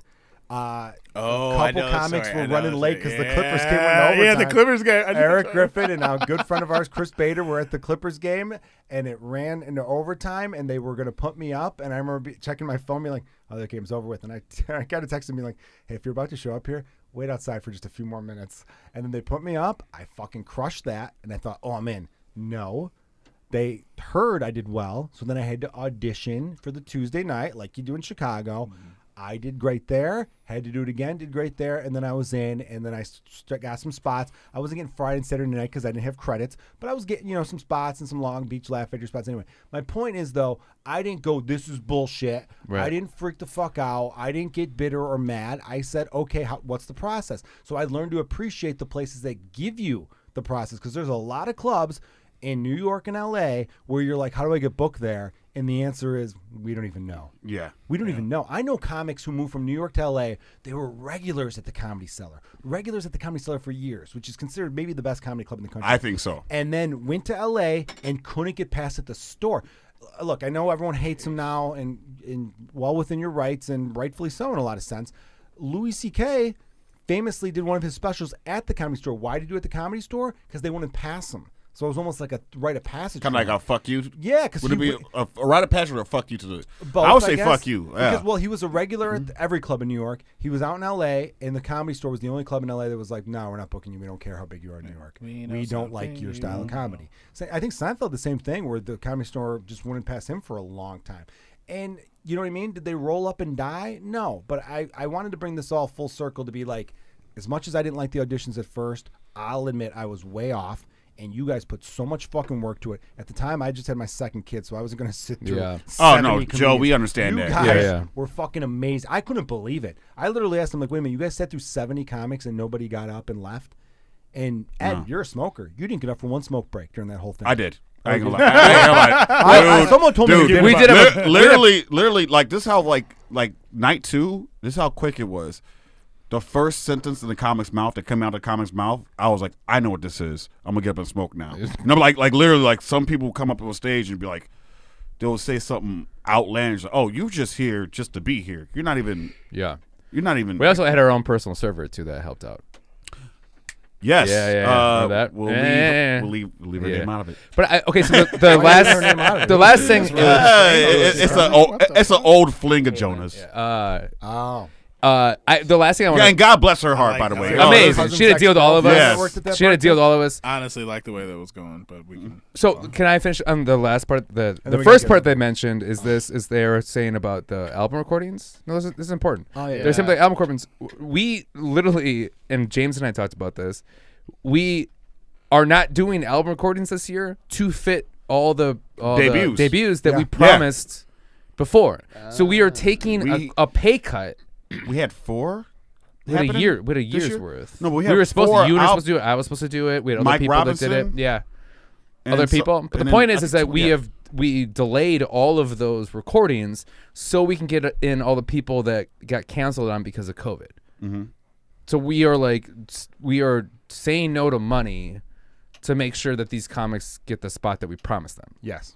Like Angels. that's where we're at. Yeah. Like Angels. it's We we are are goddamn angels. angels. Goddamn. By Angels. the way, we're I'm angels in the We're recording- real outfield. heroes. I'm filming my 4th in New York in September. Does anyone know any good videographers or filmer? Or I'll directors? reach And out to some people. you Toby know any- McMullen, You know anyone? but Toby's Yeah, I too would say busy. Toby, You know yeah. anyone? Toby's too busy right now. Yeah, Toby's the guy. Toby. If we could get him, Toby yeah. would film my last He's a- one. I don't know Yes, if we can get him for this yeah. one. Toby's the guy to get. But I thought someone else. Maybe. Probably like the also best shout out to one Toby that is. McMullen, man. That guy, man, Crushing it. day one, he's Good for crushing, him. dude. Yeah. Yeah. He's the king. How many more you want to do? It's One Two? or two? Let's Do 2. more. Yeah, do one more Mine than was the juiciest, then one we that gotta you wrap it read. up. two more, Yeah. and then one more, and I'll do the wrap up. Let's Alright. see if Okay. there's any. Do something juice. mean here. Let's see if there's some mean. Is there any shit. more? Yeah. I want to know the ones that said the N word. I refuse. Well, you We'll could just say say N-word. name. You Y'all, don't all have to right, say y'all that some word. CSNs, especially the white guy. There What? you go. Which What was that? What was that again? Who do you think that was? Mike yeah, Samp? Who do you think? Probably. By the way, like, Ed, can I ask you a personal question? Uh huh. When you see someone call it Caucasians, you should know, and you think to yourself, well, myself and Mark aren't Caucasian, does that piss you off kind of? No, it did. All No, right, good. no. I mean, said I would if I were. I said this earlier, and I'll say it because it was off the mic, but I'll say it again. That hurt me, and the fact that the person that said that I've known for well over 6 years. He could have hit me up and said, "Hey, what's the deal? How can I get?" Because comics do that to me sometimes. How come? What do I have to do to get booked on your show?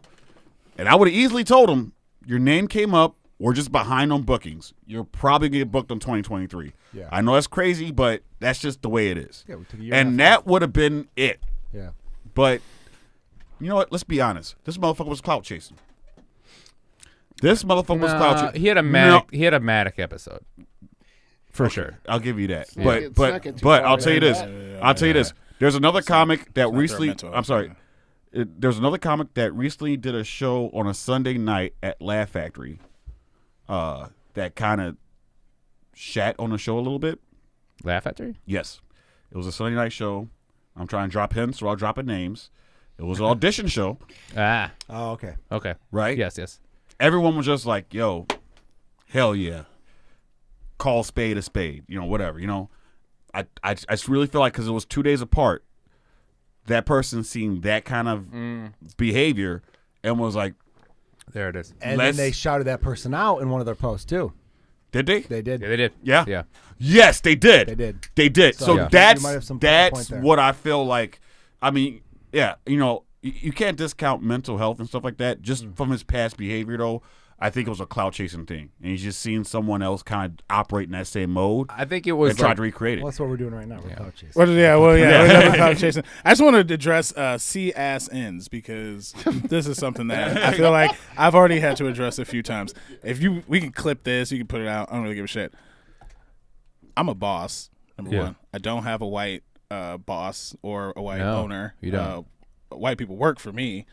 Black people work for me. Oh, that's what that. I missed that. Okay, I'm on board. Okay, yeah. Okay. Also, on Joe, top of that, Joe will tell you about it. I do, Joe, what do they mean? Yeah, by I was a CSN. Yeah. On top of that, I do work in the community for the community, and there's no time ever when I hear like a black comic. I hope it's not a white comic, but a black. That would be great. Brandon Kiefer makes a No, it's been somebody like Dan Dries. I shuck and jive. I fucking for like the man. I'm like I am the man. Like right. And it's like I've earned this. Like I worked my ass off to get into the position that I got into, and it was purely through so hard work. It's only black comics that I don't book. Oh, like okay, that's how it works. Heavy as the head. But at the end of the day, if that's truly how you feel about me, because I know some of the people who like have said it, but when they walk into the doors of the Laugh Factory, because they still do that, and then they still like message me for shit, like I would just like invite you to just be a man and say it then to me, right? Because you still think that you're holding on this little nugget that maybe I don't know it's you, and that I will book you. But the only reason why I'm like very cordial and like ha ha ha about it is because I'm just like generally laughing to myself that they're that much of a bitch that they just like that they won't say it to my face. Like so like I'll shake up with you, like I'll dap with you. I'm like, okay, I'll wait for them to say it to me, like to my face, and then I see they go to like other clubs and they like might joke about it with like somebody else, and they come back to the Laugh Factory. Ha ha ha. So like it seems like the only person tap dancing for the man is you. Right. Damn. And the man is Curtis. I love it. Sorry. No, I thought I had one more. Yeah. God damn You it! put your finger down. I for love that. everything. He No, was like look, if like CSN, like first off, if a motherfucker's real about that shit, they will say that shit to your goddamn face. No one has ever. No one has ever ever say said that it. to your fucking face. All the people that But they talk don't. shit about this show, like to bring it back to this show, did not write in. You know what I mean? Yeah. This is the one time you have the opportunity to like really like we'll address once it. again, Like, what do you want to do? That's one of the things like I Right. could Well, give. I mean, I think they kind of just said it. Some people might. Once again, Oh, I think like that's more I targeted want to towards be you. proud for Jason for saying. I'm sorry, It's not except for Come that. on. Fuck, I'm sorry. All right, let's get to the next I one. want to be proud of the next guy for saying that. let's- anonymous guy for saying that. But the fact of the matter is, he knows me, so that kind of erases everything about if he didn't know me. I'm like, well, at least he put his chips down. But that's not the case. No. Yeah, I got He It was- I mean, that he post was coulda about me. Messaged me, yeah. but still, I'm a part of that. Like, Right. like how hard we work on that show. People don't understand how hard we all work on that show. If you shit on my man's and the show's attached to it, I'm gonna have a problem with that. Right. Like, cause every fucking week we get there hours before the show starts. Yeah. We set up all the tables. We look at how many tickets we have sold. We set up the room accordingly. So that, like all Everything's that work set. that was there. We thank everybody. Like Yes. we do everything we And it's possibly just can. We like- pay everybody. Like we the way our pay structure works, just so the people that know, like if we don't sell out, we're losing money, basically. Yeah. So like that's how much we care about comedians, right? It's not We don't for sell profit. we are not. I think I We're tried not so going to hard. shortchange Yeah. the comments. Like, I'm sorry, it was a light turnout. No, you're still going to get your fucking You're still money. getting your money. Whether you know, No matter you know. what. Yeah. All right, I never James. noticed how much electricity costs.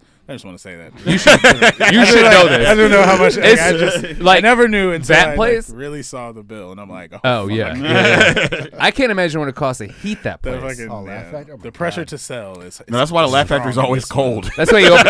Yeah. That's why you open. It ain't about. It's not about comedy. It's Yeah, not people are like, about oh, yeah. That's it. The one person from the '70s was like, yeah, comedy's about being cold. yeah, one of the chair legs is just a little shorter than the other. Yeah. No, it's just I'm not buying another fucking That's why you need chair. to open up that kitchen again Yeah. and make those dry ass I chicken get nuggets. it. Saw some Doritos. All right, Yeah. Rob, what do you got? Kids pizza. Let's see. How many more do you want? You want the last one, or you want one more? Should do before one the more last than the last One one. more than the last one. one. Yeah. You said that Hard 5 enough. times. We have said that. All right. You want a silly one or a nice one? Silly. Me? Let's do I s- said let's go. let's do nice. silly. I want. You don't need I want. nice, Yeah. 'cause Does anyone have nice like is a something compliment. like? Yeah, All right, we'll do we're not it. here to, Any we're not here up-and-coming to jerk comics ourselves or- off. All right, Yeah. here's That's a what here's this is a about. here's a silly one. I I bought want that. 80 beers at the CYSK I read open this mic in 2019, and I still didn't go up. No. I could have used those 80 beers to pay my rent, but I drank them instead. You guys should be ashamed. Why don't you guys do the open mic again? But this time you run it fair and not corrupt like the Chicago government. But this time we do it at the intersection of Damon and Kedzie, neutral territory. I supply the beers. Damon and everyone- Kedzie run parallel, you fucking retard. everyone- Fuck, I didn't mean to say Yeah. that. Did someone delete that? I will say- never say the R word. I will never say- say the R word unless it's about Chicago. We're streets. live on the internet. Shit. James did say if My you need fault, to get your. everybody. I don't say that word. Just say you meant it literally. Yeah. I supply the beers. Everyone who Literally. buys a beer gets to go up once Look, per I've been up beer. since 6 a.m. I'm Once very per beer. exhausted. I'm Okay. dead. Best of all, we do it for the kids. To discuss further inquiries, please reach me at 215-421-1916. That's John Walter the Assaulter Stockwell.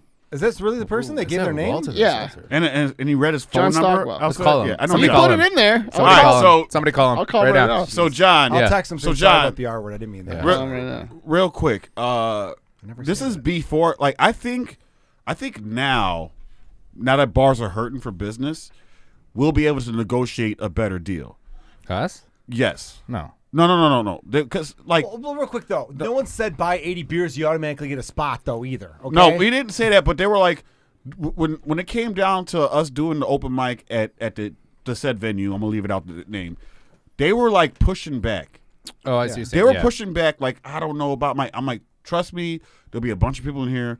You'll make money. He's like, I don't know. We have regular patrons here. I need something to sweeten the pot. And then we came up with ideas. All right, well, we'll do a random draw. If someone buys another drink, and keep in mind, I John. forgot about that. Yeah. Keep in mind, John, the only reason why we made this deal is to give you guys an opportunity for us to see you. All right? Oh, you're actually looking at the camera. I'm looking at the camera right now because Damn, I should have did that when I was. Yeah. Should have when I was doing my thing. Yeah. So, John, Yeah, so, run it back. back. You hit So, it good. John- You run it back. Yeah. we wanted We to run edit the this open mic. We wanted to run the open mic. We got somebody from San Diego the here. venue was acting like bitches about making money that night because they were worried that their We got regular Mr. Von Dutch over here. that their regular fucking people were gonna leave because there's The open regular mic comedy 7 going on. people on a Monday. Yeah, I hate when bars Yeah. do that. There'll be bars who'll Yeah, be it's like- you only Yeah. have 20 people back then. I'm like, you had 3 in the front of your fucking Yeah, spot. yeah. So Also, my also, numbers might be down. by the But way, you're pathetic. There's a reason why Trigger wanted to move from that mic. It's because I gotcha. it was Smart. shady shit. So it was Yeah, like, no. yeah. So I'm sorry. Those bars deserve to fail. I'm sorry. You don't want to root against anyone, but as a comedian, you're eventually going to come across a bar owner who does no fucking shit. Yeah. The bar CYSK was originally at Fizz, which was at Belmont and Lincoln. I've never heard of Fizz, Joe. What do you mean Fizz? Yeah, because it's closed. That's why you never heard of it, because it was run by a fucking idiot. And like I learned, I said idiot. I said the horrible R word I said earlier. See, you're growing. Wait, what R word? You're growing Richie. right in front of us. This guy Richie. Don't be a Richie. So the dude was like, "Oh, last Somewhere week you had Richie is gonna 40. This cancel week you. you had 25. What's going on?" It's like, hey, the 25 we have up here is still better than the 3 you have down here. How about working with us instead of like? And that's more pathetic. If you're a bar owner and you can't outdraw the people you're paying nothing to bring people in, fuck yourself. Okay. Anyway, I think we summed that up. Yeah, that's next pretty time much by it. 90 beers, we'll get you up. All right. Do you want me to call Stockwell or not? Also, don't be an assaulter. Call him. Yeah, please Don't don't. be an assaulter. All right. Yeah, Walter. the Oh, I assaulter. see. What are you Yeah. doing? I was like, dude, we're calling somebody. Last question or one more than the last one? You want to keep going? I'm very anticipating this last one. But if the question before it is good, Yeah, give us something juicy. It can't be another one. You guys have always been nice to me. I don't want to hear one I of think those. we squeezed know. all the juice out. How many jars of pickled beets does one need to bring to get booked? That's a question. All right. You're never getting booked. Who's Find out that? their name. Who do you think no that is? name, no name. is that an inside joke?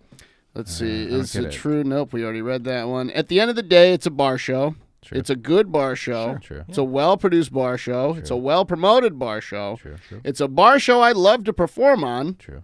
but it's a bar show. True. It's not going to make or break True. anyone as a comic. True. If I could add to that, though, Yeah. everything they said is true. Yes. I could say the same thing about every club. No. It's a club. It's not going to make or break you. Yeah. Seriously, it's Yeah. it's a club. It's not going to break you. Well, it depends. There are clubs in Chicago I don't do. Am I struggling? No, as no, far yeah, as the I will show say goes? if you don't do any bar shows and you don't do any clubs, like Well, then you're in probably trouble. ain't doing You're a server. Yeah. If you're not working, you're in trouble. They're doing something. Yeah. If you're not working, you're in trouble. Yeah. Okay. I worked with this comic. He sold out 5 shows at Reggie's Rock Joint in, I think this was August of 2021, maybe. Yeah. And this dude's name is Shane Smith. I'll name him. Great, nice dude. Told really funny stories. Good guy. He's not a regular at the big clubs in New York. He built up an audience through podcasting and TikTok and all that kind of stuff. And he sold out all 5 shows he did. Not only did he sell it out, but the people who were there were like diehards. They were giving him gifts. They were That's like, hey, insane. you have this joke about taking last place in the karate competition. Well, I made you a last place in a karate competition. Like, I'm like, Holy dude, spent cow. $100 on a gift for this. Like, Yeah. so you don't have like, so when people say that it's a bar show, it's well produced, it's all this, but then it's a bar show, they're not wrong. There's always a hint of who gives a fuck, but at the end of the, like, I'm not going to just 100% agree with that because we are a bar show, but don't. It feels like in a little an bit way elevated of like, bar you're- show. you're I mean, poo- yeah, you're we're a bar poo-pooing us show. a little bit. We just have more We also seats. we also hosted JFL auditions. Yeah, and we're also in New York and LA. Which, by the way, if you want to know how much sway we have in the hosting of JFL auditions, none of our members audition Got it. on the actual showcase. I didn't get to audition on any of the showcases. Yeah. So they go, hey, we'd like to host a show at your venue. Give us some recommendations. We did. Did they take any? They took a couple.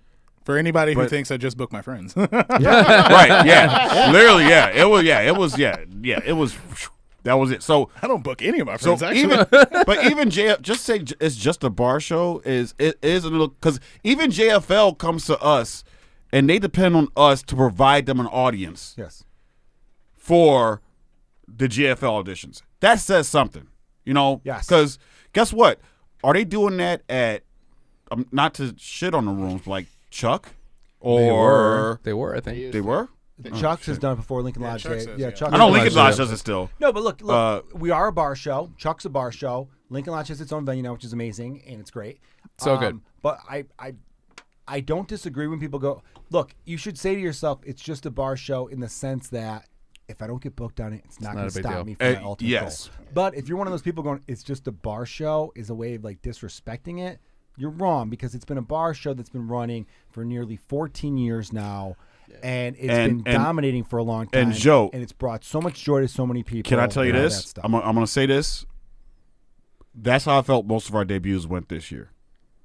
People being like, Just a bar It's just show? a bar show. Oh. Lisa Maybe Laird we'll do less. was fucking hyped and she fucking killed. Murdered. Absolutely murdered. Killed. So I'm like, oh, see? I think I followed her, and I remember being like, "Ooh, this might be a challenge." yeah. Kurt, do you feel like I want to add a quick nugget for the people who actually are listening, like still, which I don't know. There how are many people several. Yeah. For JFL, There are a I usually lot. just get DMs from people that just like ask or whatever, and I Yeah. never really feel like making a long, elaborate Facebook post because then I would have to do it annually, which I could just share the memory because it usually happens at about the same time. Right. But anyway, JFL. Everyone's like, how do I get on JFL?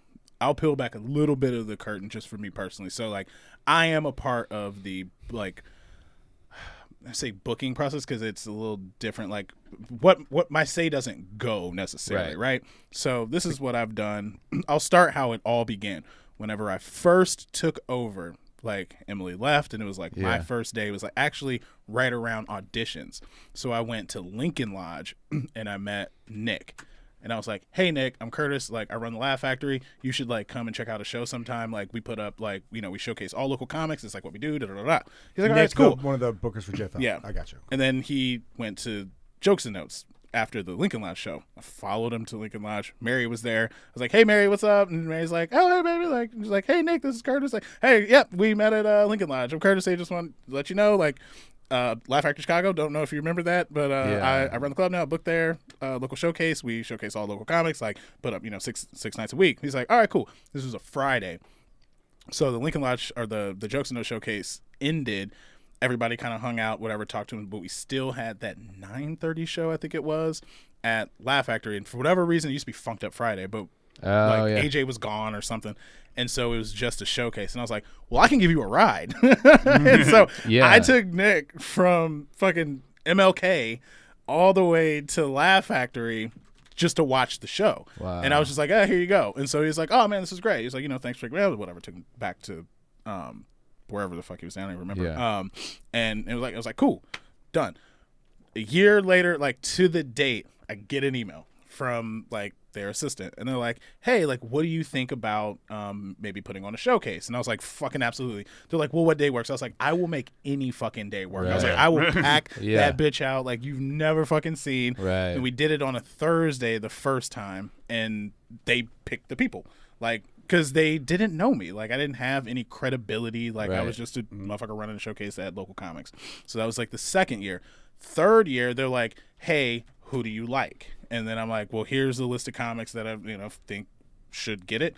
And that has basically built up into me sending about 75 names to them this last year. And now I'm like, I break it all down. I'm like, this person identifies as this person is, this many years in, this person is rep, this person is unrepped.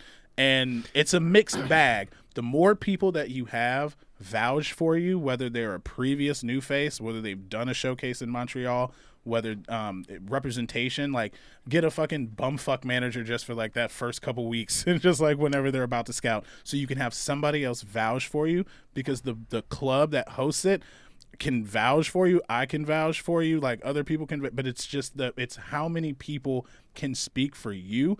And then you have to do your job and meet everyone in the middle by performing. Right. JFL has submissions on their website. You can go to the JFL website and submit year round. Wow. It's like info@hahaha.com. Like you can literally submit your clip. No one ever thinks about doing the homework to find the shows. Right. Festivals happen, auditions happen. Things come to Chicago, and people complain that they did not know about it, but everybody knows the new challenges on social media. Everybody, no one does the homework. Right. I'm doing the homework for you, like in your career. Like, I ain't fucking doing the show. Right. Like, I'm following Nick around and doing all this fucking bullshit. I'm like, hey, it's me. And they're like, there Curtis are fucking things, sucks. He doesn't know what he's doing. It's just like, fuck. it's like there are ways. We did the World Comedy Festival, and people were like, man, I didn't know about this. I'm like, that festival was supposed to happen almost 2 years ago. Yeah. So submissions have been open that whole fucking time. Wow. And I went through about 347 was the actual number of submissions for the World Comedy Festival. You went through that many Went clips? through all those fucking clips of people from all over the world, mind you, that was being hosted in Chicago. And you don't have like an assistant doing that for you. That's you. Yeah. Yeah. Like, Look, I didn't get to look at it too, takeaways. but, Let's talk about the takeaways from what Curtis said. A big takeaway is you're talking about getting a lot of people to vouch for you. A good way to do that is not being a piece of shit. You know what I mean? Starts there. Treat people nice, respect everybody, work hard, right? And it's not kissing ass. It is not kissing No, ass. it ain't. It ain't. No, it ain't. It's not working kissing hard. ass to be nice to people. You don't have to go overboard. Just be generally professionally courteous. Yes. That'd be like, hey man, dude, nice shoes. Oh man, Yeah. you look good today. Oh, we should hang out tomorrow. Like, let's go to dinner. Yeah, Yeah. it doesn't have to be a thing you like don't have that. to like all my posts. You don't have to fucking Right. heart all my fucking stories. Whatever the fuck. So that's a big takeaway. The other takeaway is what you did.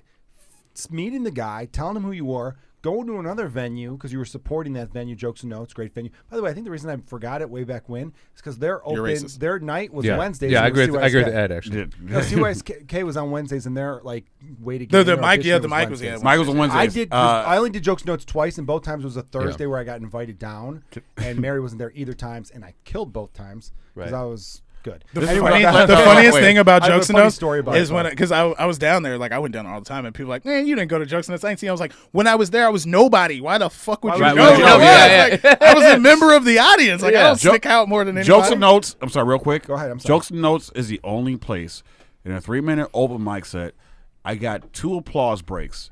and still bombed. Like, I don't even know how that's possible. Well, when I did well, and this isn't bullshit, I remember getting off stage and a lot of other comics who were on the show, who were Northside comics, ate shit.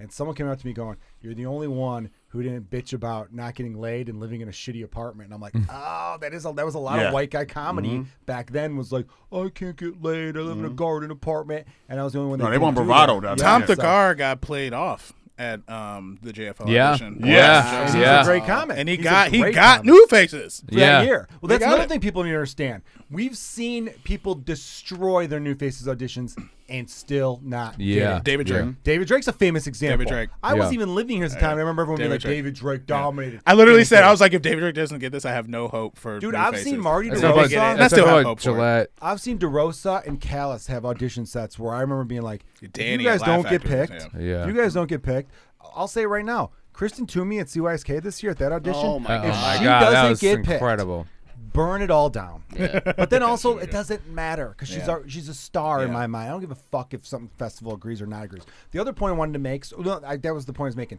Number one, be a good person. That always helps. That should be applied in everything in life. And the other thing Curtis said was, you put yourself in a position to get your club that opportunity. So a lot of showing up, I know there's a lot of comics who are like, I got to hang out here, I got to hang out here. Look. I go everywhere. You fucking never know. By working hard, you create an opportunity. By showing up, you create an opportunity. You know. Well, we have we have a comedian that did a guest spot at a friend of ours. I don't want to say names for obvious reasons when you know the story, but who just did a guest spot at a club, and then a famous comedian walked in while they were on stage. Yeah. And then all of a sudden they opened up for him, and now they're making a lot of money and they're doing well. I Whereas think it's they got like 30 racks sent to him too or some shit. we know who it is. Yeah, we all know. Why can't we say it? I don't know. I don't want to No, call we anybody can't else. say it. We can't. No. Oh, okay, I didn't think it was a bad thing to say. But it's just one of those things where it's just like you just never know. Well, you never know. You That's fucking why never you should know. always respect Be all every be all. venue you perform in. Always Right. respect every room. Look, everyone has bad nights, okay? I did Pilsen, Abi Sanchez and Jaime Delon show.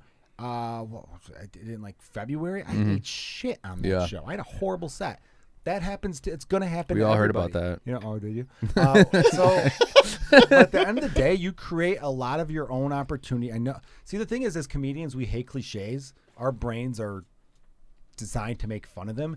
And it is a cliche. The harder you work, the more opportunities you create. Yeah. I understand that's a cliche, and nobody will. And look, the number of young comics who come up to me and be like, "Any advice for a young comic?" And I tell them, "Get on stage as often as possible." They give me a look like, They give me that look because they're like, "Well, that's obvious," and I go, "Well, it's that simple too." Yeah, you I'm also have sorry, to there's follow no it. cheat code. Yeah. There's no up, down, select, start. You have to fucking show up and put the work in, right? All right, ready for the final question? Final question. Final question. Holy shit. Oh yeah, All right. Thank you. quitcomedy.com has all the festival submission links and websites and the dates. Wait, it's called called Quit Comedy. Quitcomedy.com? Or quick. That's amazing. Quit. Quit I comedy. can't believe I'm only just Quitcomedy.com. hearing this, but I didn't know Wow. what the Wow. Quit Yeah. comedy. Someone Thank you. took my URL. It's not what was the Yeah, that was my album name.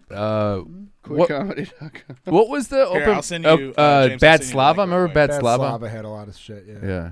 Oh, that website. Yeah. Remember I remember that People one, yeah. got mad at me because I used to host an open mic that was on Bad Slava, and then I was like, "Oh, this mic was Genos? canceled." Geos. I'm Yeah. like, I "This just mic hasn't messaged been it running to in a you. year." It was funny So as- they go, "Maybe you should take it down then." I'm Yeah. like, I didn't put up in the fucking first place, that's buddy. fine. It's all about I no. showed Scroll up to down that. to I showed up to that mic past the red. and it was canceled. And I was pretty pissed about Bad Slava. Not gonna Well, lie. be mad at Bad Slava, not the. I wasn't fucking mad at host you. of the open mic. Yeah, All if right, you good scroll man. down past the red, then it gets into the those are all All right, great. active. Like Janelle James Comedy Festival there, like that is fucking new. Trust me. Like, Yeah. Holy shit. I Yep, really there's like Just her for show. Laughs Yeah, it's right funny. there. Just for Laughs right Wow. here. That's amazing. it has the Birmingham. links. They were providing value. This was in us.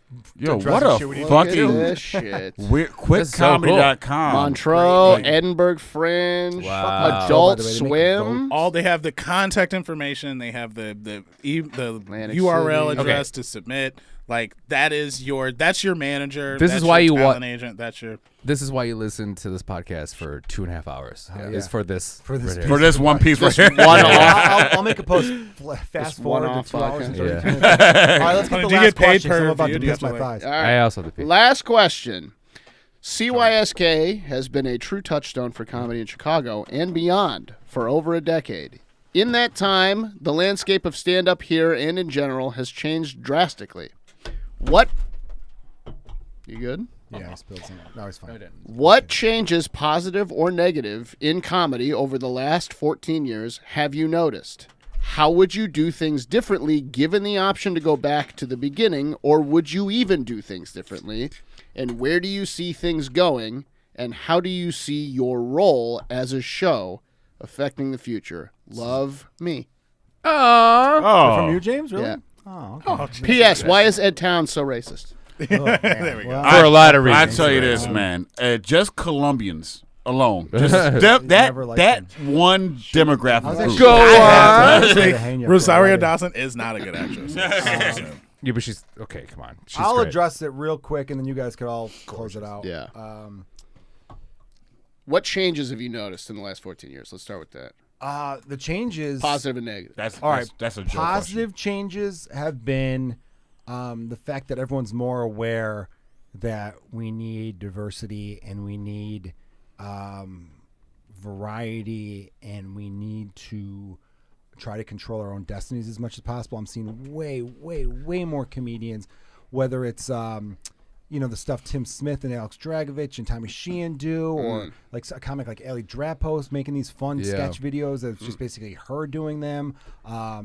Stephen Haas does some great shit. Yes. Like Incredible. there's just a lot of comedians out there who and what you did, James, not to blow smoke up your ass, but like creating this podcast network and having guys like, Jarrell Scott Barnes with the Hood Network, what they were doing, Hood Nerds, and all right, okay. yeah, I mean, just people taking more initiative instead of just sitting on their hands going, I hope I get this or I hope I get that. They're kind of like, I'm here, I got time, and I think that's just made better for the scene overall. Negative changes, I don't know, because it's always been there, and there's always going to be that stuff in different. Every scene's going to have shit where people get dragged down into drama. New York and LA, it's a little bit more higher. Chicago gets dragged into some high school shit sometimes, and I wish. My one annoyance is Chicago comedians will always be like, "Why is it we're number 3?" And it's not even a. People always go LA, New York, and then Chicago. And Chicago still looked at it as a stepping stone. And I know comedians bitch and complain about that. And I go, well, we're all part of the problem. Because there's a lot of Chicago comics who treat Chicago as a stepping stone and then bitch that it is a stepping stone. If you want Chicago to be like New York or LA, you need to treat it like New York or LA. You need to make it as big a deal as the New York or LA comics do. Be proud that you're a Chicago comic. Like, I don't know. I just feel like that effort's not being met there. You know what I mean? I always kind of feel like, and look, you can't control the amount of industry that's in your scene and all that, but you could fucking, I don't know, wear the badge of being a Chicago comic a little bit prouder. Which, I mean, that's a hard fucking message I'm sending out that way. As far as negative stuff goes, but again, like I said, it happens in every scene. There are some people who will do the thing where it's like, this comic did this, and I don't like their. I'm like, well, make your world big enough where you don't give a fuck that one comic had a set you didn't like or said some words you didn't like. Be beyond that shit, because at the end of the day, that's what will make those people go away. If there's a comic out there that's doing bad material and being shitty towards different groups of people, The audience is they'll going get to correct swallowed that. up. Yeah, the audience is going will to correct it. it. And Yeah. they'll get swallowed up pretty quickly. Yeah. You know what I mean? That's one of the things I pride about Trigger Warning is that like with it's just an Your open mic? Yeah, my open mic. It's just open mic. but one, hey, fuck you, Jonah. The one thing I pride about it is that, yo, you think you're being canceled or like you're being censored, you can say whatever the fuck you want to say here. Yeah. This room will let you know if that joke is fire or trash on an unbiased opinion. Yeah. Which reminds me, care about your audience. Care more about the audience than the comics, because every now and then, remember a few years ago, I didn't mean to cut you off. I feel like a dick now, but there was It's only a the time. 8th time. Don't worry about it, Joe. You know what's funny? You act like you haven't cut anyone off tonight. You have to, asshole. I just cut you off with good points, and you don't do it back. But I even let you guys take shots at me for being old. Yeah, I think that No, was you're not the oldest. I mean, you just look the oldest. You Yeah, look I terrible. feel the oldest. Hey, That's a goddamn hey, sure. Joe, you're the youngest, but me and Jonah and Curtis know how to pull out. That's the Yeah, only yeah, fucking yeah, difference. yeah. Boy, I did it on purpose, man. Those were planned pregnancies. I'm also I'm not fond of that. Catholic, so there's Yeah. there's a whole different element. We don't have like two I'm- ways by to the my way- hold pull-out this down. game. I have a double pull-out game. You know what I'm saying? Huh? You'll get it on the way home. Yeah. Catholics, we get pregnant by looking at each other too deeply. I think maybe, who knows? But my the thing I wanted to add, and it was a good point on your end though, was like with I lost the point completely. Shit. What was the last thing you said, Ed? So I was talking about how like talking about how old trigger you are. warnings. Just like, hey, all these comments like I'm worried about being censored and shit like that. Their jokes really just suck. That's what it is. So I give them a platform like, hey, say what you want to say here, and that joke's still gonna suck, and that's it. My point that I was going to say, and the last thing I'll say for the whole night was care about your audience more, because I remember not that long ago there were comedians who were like, oh, people are Instagramming tweets. They're screenshotting tweets and sharing them to Instagram. How dumb is that? And I remember being like, why do you care what comedians are doing? Is the comedian who's posting that getting comments and likes, and are people appreciating that? And then there's still a weird thing with comedians every now and then where we shit on people who are doing something different than the norm or trying too hard. Like, I'll give an example. I won't say who, but I mentioned that working with that comedian Shane Smith, who I remember I made a post where I'm like, oh, I did 5 sold out shows opening for this comic Shane Smith, and a comic who I know who lives in LA now hit me up being like, I've never fucking heard of that guy. Who is that? And they said, how the fuck did they sell 5 shows? I never heard of them. And I was like, oh, they got big off like YouTube and TikTok. Yeah. And he commented, I don't know why, but that makes me mad. And I said, what difference does it make? Would you rather 3 people in some Santa Monica office decide they're worthy, or would you rather the fucking country decide? A lot of people like to shit on Instagram models. Why? Instagram models, when you think about it, they're like punk rock models. They are women who are like, I like the way I look. I'm going to share it with the world. And the world said, fuck yeah, we like the way you look. We're going to follow. So would you rather that be the beauty standard? Because I've seen Instagram models with 5 million followers. They're 5'2". But the modeling community thinks you need to be 5'11". So who gets to decide this shit? You know what I mean? So that's the point. Last point I want to make to comedians is do what you like to do. Don't worry put an emphasis on what your audience. Think about the audience. Don't think about what the comedians like. You know what I mean? Because they're never going to buy a ticket to your show. Not at all. I'm best friends with a lot of people, and they've never bought tickets to my shows, and I've never bought tickets to theirs. Those back of the room laughs are cool until they're not there anymore. Yeah, until they don't put money. And they're not there anymore. And then now you got to make some real fucking people laugh. Yeah.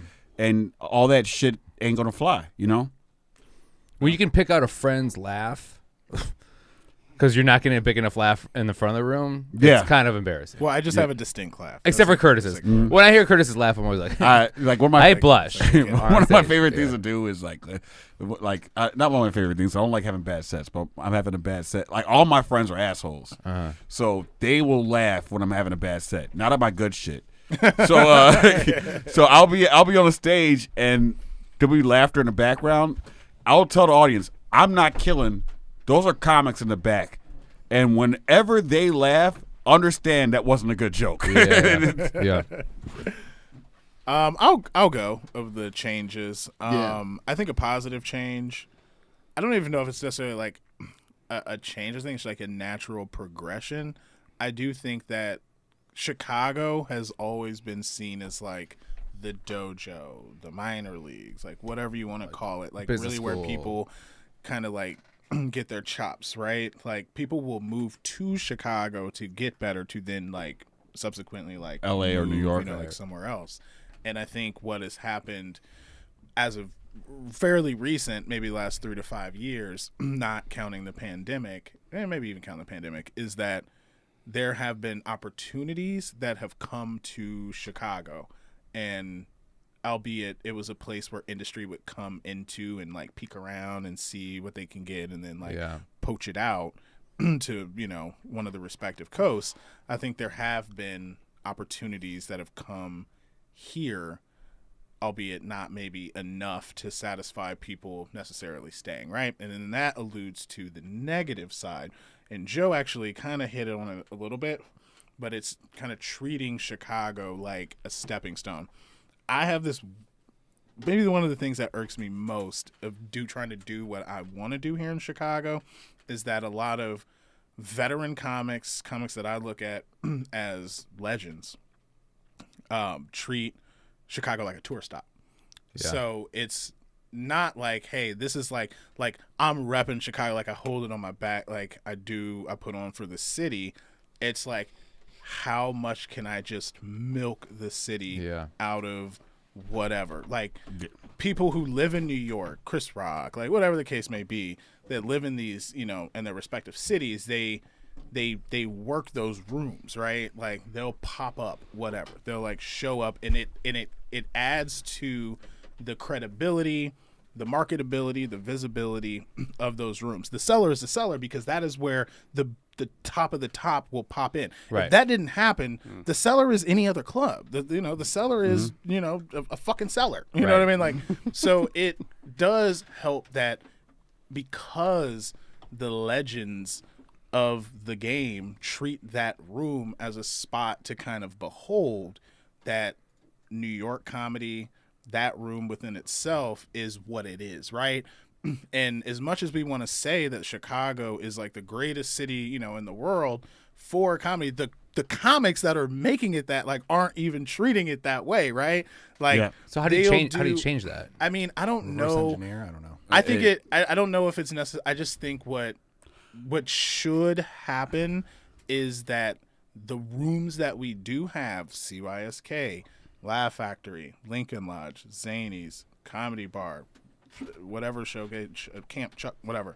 Like those showcases, we should kind of do some like inflection, some like like looking inside of ourselves and make it just a little bit more exclusive. Yeah. Like I know the bitching comes in about like, oh, you don't book this person, but like it's gonna happen either way. No matter how we've literally spent 3 hours talking about it. Right. No matter how hard you try, you're always going to get some sort of complaint, right? Someone called me, and I won't say who it was, but we had like a super long conversation about said Sunday show, right? Mm-hmm. And he's like, they just don't understand the actual privilege that it is to do it, right? Yeah. And I think that I'm like, yes, you're right. And as much as I want to try to be all encompassing and bring, and try to like the clubs that are exclusive and hard to get into are exclusive and hard to get into.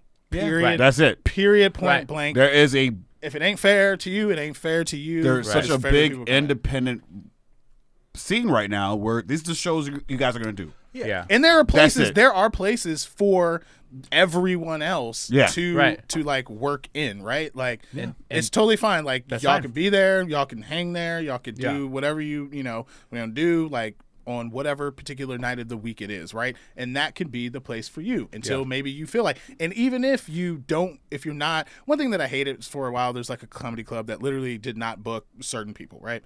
And then all of a sudden they did. And it was like, oh my God, it's a dream come true to work at this place that has literally blacklisted me for the better part of 30 fucking years. Yeah. And it's like, what kind of integrity do you even fucking have? Right. Like, just the moment that you get the fucking breadcrumb, it's like, oh my God, it's like so great to fucking be here. But whatever. Like, I digress. That I do think that there should still be some exclusivity, some, heralding kind of like that moment. And it's like, hey, we tried to like open up the floodgates. Like we tried, hey, quality deteriorated. And even in all of that, we still got, we still didn't even accomplish like what we wanted to. Yeah. And that was like, hopefully to just like bring in like more people and not have anybody mad at us. Well, there's nothing wrong with making people earn it. You know what I mean? Yeah. And, you mentioned something, God, people might hate me for saying this. I've thought about the last few times I've done the club, not naming any names, of course. But it definitely feels like a lot of people are like, hey, I'll be there in 15. I'll be there in 10. Can I get up in 20? And it's like, this is shit you should have planned for. No, right. This is shit you should have planned for yesterday. We talked about it earlier. We talked about like, I'll be driving, circling, looking for parking, and I'm seeing all these, and I'm not due up for fucking 45 minutes. I know my spot. I read it in the fucking email, and I'm still trying to get there 45 minutes, and I'm circling for parking, and I've got commitments like everyone else does, not making excuses. But like, it's like, motherfucker, Joe, you know this shit. Stop doing this last minute. Joe, I think I'm going to cut you off, but sorry. Like real quick. I've earned it. It's a generational thing. like we all started comedy at the same time. Yeah. We're like, yo, this is not some shit. I feel like people. But Curtis said take it for granted. But go ahead. Right. So people, to me, like we were like, oh, I need to be a comic. Like I need to be a comic. This is what I need to do. Yeah, I know right? skills. Right. Yeah. Right. But people are choosing this like, oh, accountant. My mom was a doctor. I could be a nurse. No, let me try this comedy thing out. And I think like this whole shift, like, dude, like this shit that's happening. I'm sorry. What? Like every time I message you, it's just like, hey Curtis, man, I don't want to. I message Curtis like I'm trying to get new pussy every time. I'm like, I don't want to be rude, but you want to give me some dates sometime? I'm all about consent. Yeah, just it. Hey, allow me inside of you. Exactly. But like I'm telling you, a lot of the times Curtis is like, "Are you available today?" And I'm just like, "Oh, it's yes or no, or whatever." But it's like, why do people treat this like it's whatever? Like that's like, dude, like, so a spot's gonna open, like I'm like, oh, I double booked, sorry, Kurt, and then all of a sudden I cancel, and then you show up and you fucking murder, and then Curtis is like, well, I know who's gonna take your spot from now on. It's just like we're so replaceable. It's incredible how replaceable. But everyone is like, I think this like just like when we came up in comedy, it was just, this is something that literally, if someone dedicated her time, they could do it. And understand that just because you can have this much talent, you can't have this much diva. Can I say? I am gonna drop a name, and this is gonna be a compliment. No. It has to lead. It deals with what happened with us while we're here. And I said to someone, you cannot have Kelly Howard divaness without Kelly Howard talent. Because Kelly Howard is worth it. I will go through like Kelly Howard. She is worth it. So funny. She is worth everything that she like. If she has a the problem, right amount of White Claws in me to tell you, I got a little crush on her. I think we all. It's an innocent crush. I don't care. Kelly's great. Yeah. But no, you're right, dude. It pisses she me might off run the light or whatever, but God damn it, it's worth it. There's a gratitude though, and there's like a fucking. I like when you get your credits wrong, her credits wrong. She'll like kind of like elbow pump you, but like a little fucking harder. Yeah. Like, fuck, my bad. Yeah, you know what I'm saying? Like, I'll get it right next time. They had me. I was hosting for her, and then also Kelly, if this gets back to you, I've meant that in the most highest compliments of all time. She's got a show on the own network. Yeah. Because like Cherry, you're so good that if any other comic did some shit you did, I'll be like, no, get the fuck out of here. But you're so good that I'm like, so funny, worth it. 100% worth it. Well, it's just crazy because Laugh Factory especially I think any night, but especially on weekends. I hate that you're here because it's gonna come off like I'm kissing your ass. But literally Friday and Saturday night. No, Curtis. People should be scratching each other's eyes out. You mentioned someone earlier in this podcast, Dan Ronan, and I've never done the Comedy Gazelle. How's he doing? But like I thought to myself, hold on about Dan Ronan. I got a whole point about Dan Ronan. But Dan Ronan's dead, everybody. In case you're wondering. By the way, Jonah has been bathed in death, where when he makes death jokes, he's allowed to. Yeah. I'm like afraid to be his friend. My dad died a couple months ago. Everyone dies around him. Yeah. It was only 3 years of death. It's fine. My dad passed away a few months ago, and I'm still really struggling with it. But every now and then I'm around Jonah, and he makes like a little tiny joke, and I have to remind myself, Jonah can make that joke. I did message Joe, and I felt bad. Can I mention this about the Bulls game? Yeah, for sure. Yeah. So like, Joe struggled, whatever, and then it's fun like having your parents there because you can kind of make the jokes when somebody else is. Definitely. Yeah, because I was out of line once making a joke for someone else, but we don't but I messaged Joe and I go, hey Joe, just let you know I got these tickets for the Bulls game. I would love to take you. It'd be amazing. And yes, I'm only asking you because your dad's dead. And it's just like, and then I go, yes, I can make that joke because my dad is also dead. Also my mom, so you can't say anything back to me. Like it's basically like, I think I said my dad would want me to milk his death for free Bulls tickets. Yeah. But like, it's one of those fucking things where so with when I brought up Dan Ronan back up, you mentioned him earlier, and we were talking about the privilege of doing the Laugh Factory on a Friday. So again, I'm not saying this because you're here. You know that it's the best stage time maybe in the country. It's unreal. It's incredible. It's incredible Friday and Saturday nights at the Laugh Factory. Even like out of towners are like, early Jesus. show could be a little tough at the beginning. Yeah. So it's only tough for the host and the first comedian, but then that Friday early show. But that's tough nationally. Yeah. That's tough anywhere because they just got off work, all that kind of shit. 7 p.m. I bring up Dan Ronan, and then I brought up the Comedy Gazelle, which is a great publication. And what happens in the Comedy Gazelle, who's ever the interview for that magazine for that week, he'll ask them their top 10 favorite comedians. And I always thought, I'm like, what would I do for my top 10? I'm like, it'd be a cool thing for me to do. Name 10 comedians that are Chicago comedians that have died. Jesus. No, the sad thing is there's more than 10. It sounds dark, but every year. Schwan, Sam Berkman, Dan Ronan, Pat Bryce. Yeah. I mean, Yeah. there's so many Shapiro. good fucking names. Shapiro, Shapiro's yeah. a Dave good Metz. one. Dave Metz, Metz, fucking yeah. love Metz. I mean, again, we could easily name 10 and be sad about it and all that, but I wanted to do that. That way it would force any new comics to be like, I don't know who these people are. I'll Google them. I'll look them up. And then they could appreciate their comedy for people who aren't there anymore. Yeah. Dan Ronan, one of my favorite stories about Dan Ronan. And this is when Comedy Bar was at the old location back when it was by Ontario near the Entourage. Entourage, the yeah. Entourage nightclub. Dan Ronan was that dude. Not only did he go up as often as he could, I mean, literally that dude probably did 12 sets a week.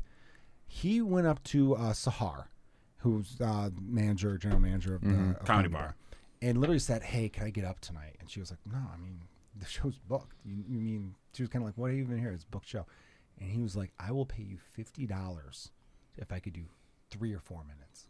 Like that's how dedicated he was. And that's how much he wanted that spot on that like weekend and all that. And I'm like, this is a dude who wanted it so bad that he was willing to pay the club. And we've got some comics.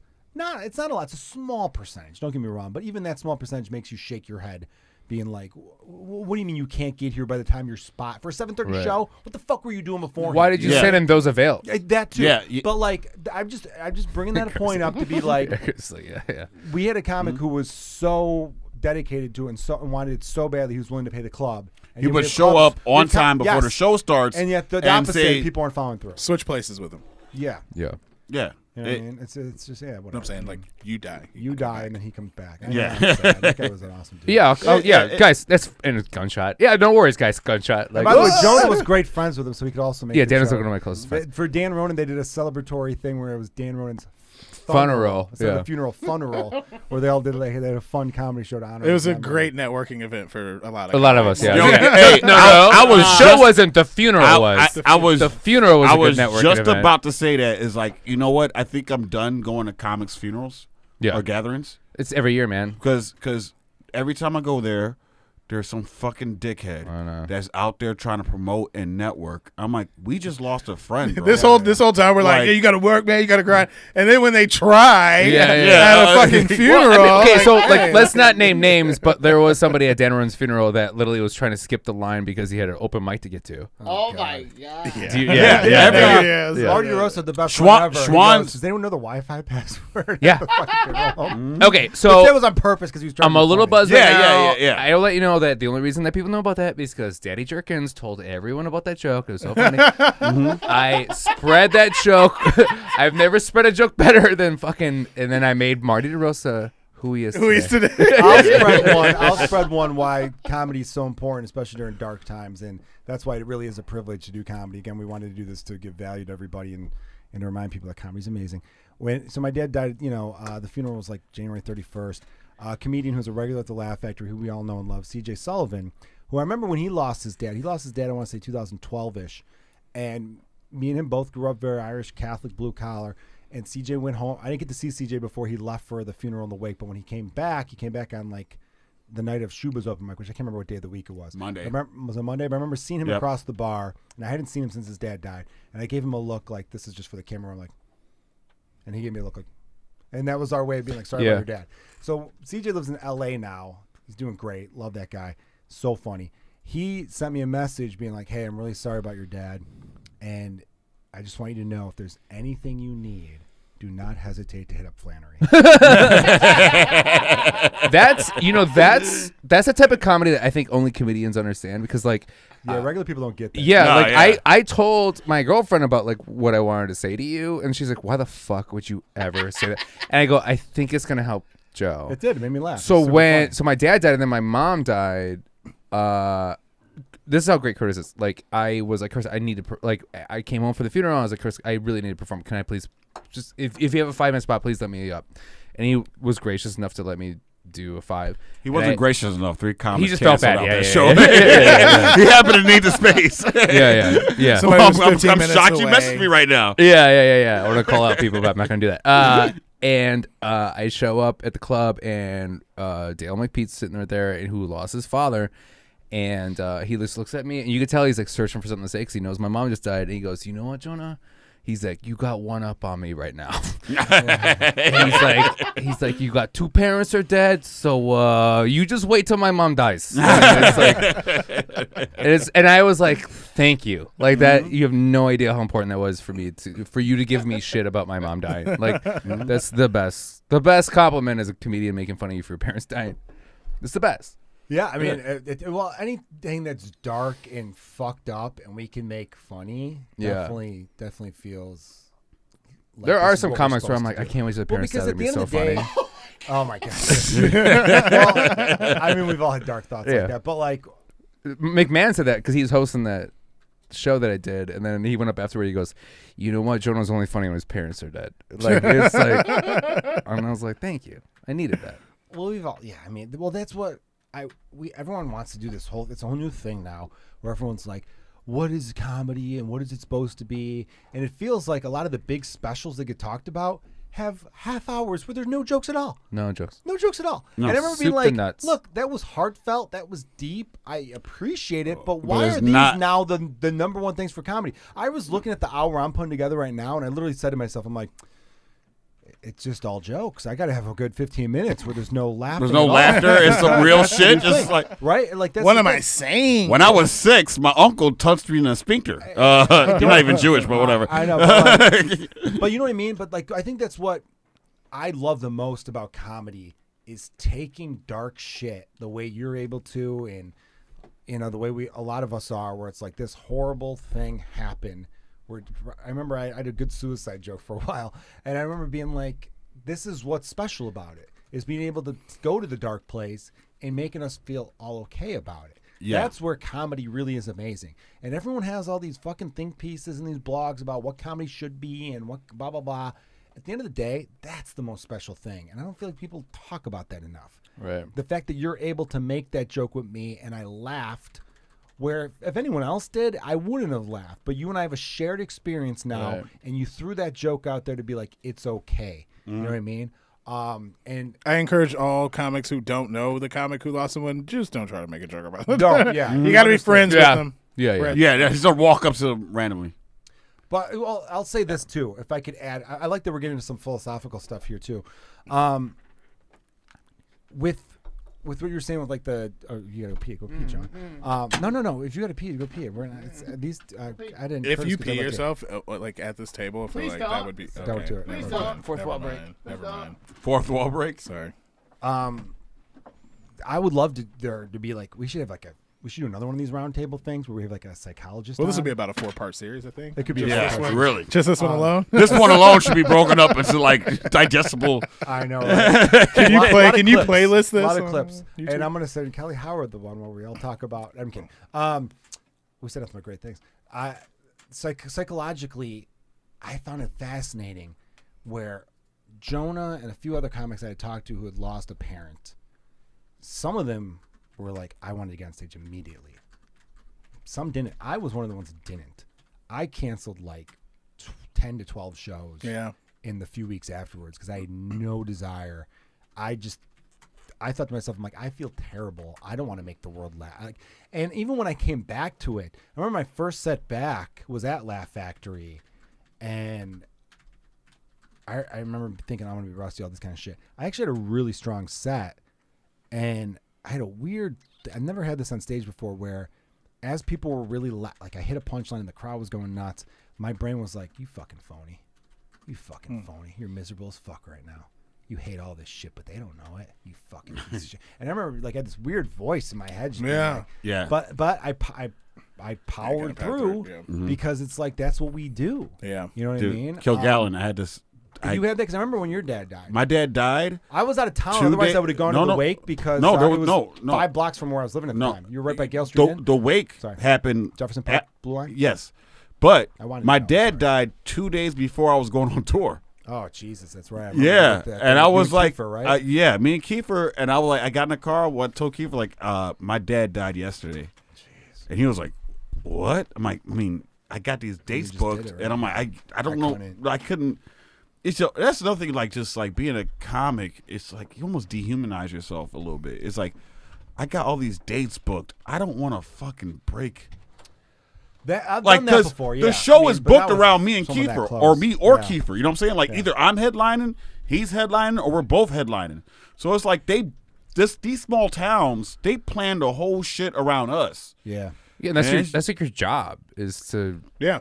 I lost when a lot you of walk money. through the door. I had a feature weekend at the Improv, which was like $600, $700. Yeah. I couldn't, and I'm not obviously no But one needs to compare relationships, but like my Right. dad was my biggest comedic influence. Right. I've never stolen a joke from another comedian. I've stolen several from my dad. But Joe, Yeah. you That I use on were you were stage. featuring. Here's what I want to challenge you to. You were featuring at the Improv. You weren't the draw for the Improv, right? No, but I had So closing when- sets when- at other venues. I quit. Okay, yeah, I'm because sorry, I hear you, though. but you know what I'm saying, No, like tour is this, different, these yeah. small towns, they're coming out for me, Yeah. right? Or Kiefer, or both of us. Gotcha. You know, so I just kind of just put me in a situation where, like, That's tough. if I leave, they don't have their Saturday night because that's all they have for that night is us coming through. Well, no, I mean, I'm not comparing again because people grieve differently. Some people, you and a couple other comedians I talked to, I'm not going to name their names because maybe they don't want me to, but they told me they're like, I didn't know how to handle it, so I wanted to just distract the fuck out of myself. Yeah. I think I was on that side. I could respect that. Everyone grieves differently. You know what I mean? I have 4 siblings, and we're all a wreck, but we're all handling it differently because we have to in different ways. You know what I mean? That's why you and- can't judge somebody for like No, how no, they. I'm not you judging just at all. can't. When you were in the bathroom, I was saying it'd be cool to have a psychologist or a psychiatrist, whatever, a therapist, to kind of like analyze why we do a lot of the things we do. And it would even be interesting, like what we were talking about earlier. Why did it take someone who was probably going to get booked soon enough anyway, that was on the radar and doing well? This is a person who's doing well in the scene, as far as I knew. I didn't know them personally enough, but I've seen their name enough. Yeah. What made them decide to self-sabotage? Not only that, but to triple and quadruple down on it. You know what I mean? Yeah. Like, if they would have woke up the next morning, or when people started saying some shit, they were like, you know what? Fuck, I was an ass, and I'm so sorry, and all this shit. Then we'd probably be like, it happens to everyone, happens. right? But the fact that they went even harder, and then was like, I'm not talking shit, I got no problems, where it's like, yeah, you were, and yeah, you do. You do. Yeah, then You he know what I goes. mean? But then he goes on a post right afterwards And and they like got literally personal talks with you. shit about one of us. Yeah, it's me. Yeah, no. Do you But it's- do you think that just getting straight to the meat of it? Do you think that now disqualifies a person? Like No. if they call, like, you know, because I feel like What do you mean disqualifies them from getting booked at our show? Yeah. I'm gonna say no every time. Don't you think?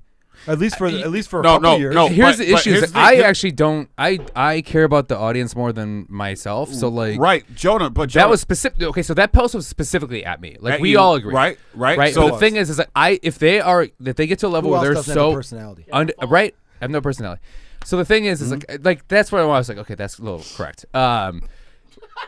Like I was like, all right, you got there. And then also like, okay, let's be honest. They called out the money thing, and I kind of wanted to shame them, being like, oh, you're gonna money shame me because both my parents died of a drug overdose. I really wanted to say that to them. Yeah. And that's when it's worth your parents dying for. Like when you can really. So I got a minivan. Out of so my the dad's the stuff. point I'm trying to make is like, if you're so funny, that negates any feelings I have for you, because it's about our audience. right, but I don't- like, also I have a personal also, issue. I don't also give a fuck. Jonah, we talked earlier about how close the bookings are when it comes to like the decisions we make. Right. We can't lie to ourselves and tell ourselves that's not going to make an impact on. It doesn't hey, for me. We It does all, not for me. We all raise our hands. Right. Right. Like it comes down to these two comics. We all raise our hands. We love them both. Right. That's going to be a difference. Yeah. That's going to be a difference. This guy did not respect our show. Yeah, I'm saying no. He's yeah. Anytime. So I'm when saying it no. comes down, I'm No, not 'cause there gonna- has to be consequences Look, to being a cunt. Look, Sorry. I get you. I get that though. But Or Joe, a twat, I would say. But Sure. but Joe, here's what I'm saying. Like if it's like anonymous, like for sure, this guy is leaps and bounds ahead of everyone else in our discussion. For sure, he should do it. But if it comes down to like it's between this guy and this guy, or this guy and this girl, or whatever. This guy and this date, whatever. I'm trying to be more woke. This person. I also said, ladies and gentlemen, in the beginning, I want to say, ladies and gentlemen, and however you People of welcome to the people world of- famous people of comedy But you studio. I've best- been thinking about that. The But whole you, time. I know. I've seen it I working I'm in your mad head. about the jokes and notes thing I forgot Yeah. earlier. but your best believe for me, that's gonna be a different. And he's my boy. yeah, He's my boy. But that's going to be a difference maker. It's like, well, one person respected the show and the other one just shat all over it, trying to get clout. That was, once again, I get the whole thing, but that was a clout move. He could have. This is the cloud age, so So I think he has my fucking if he phone was number. promoting something right now, it would have been a genius move. Like, if he the next day was like, "Hey, check out my album," I'd have been like, "All right, I get what you're doing there." I mean, pretty dope rollout. Yeah. so that's the thing that I think is frustrating. That I think we made a good point is like somebody who doesn't get booked on the show wants to pick one of us to blame, even though all of us book it.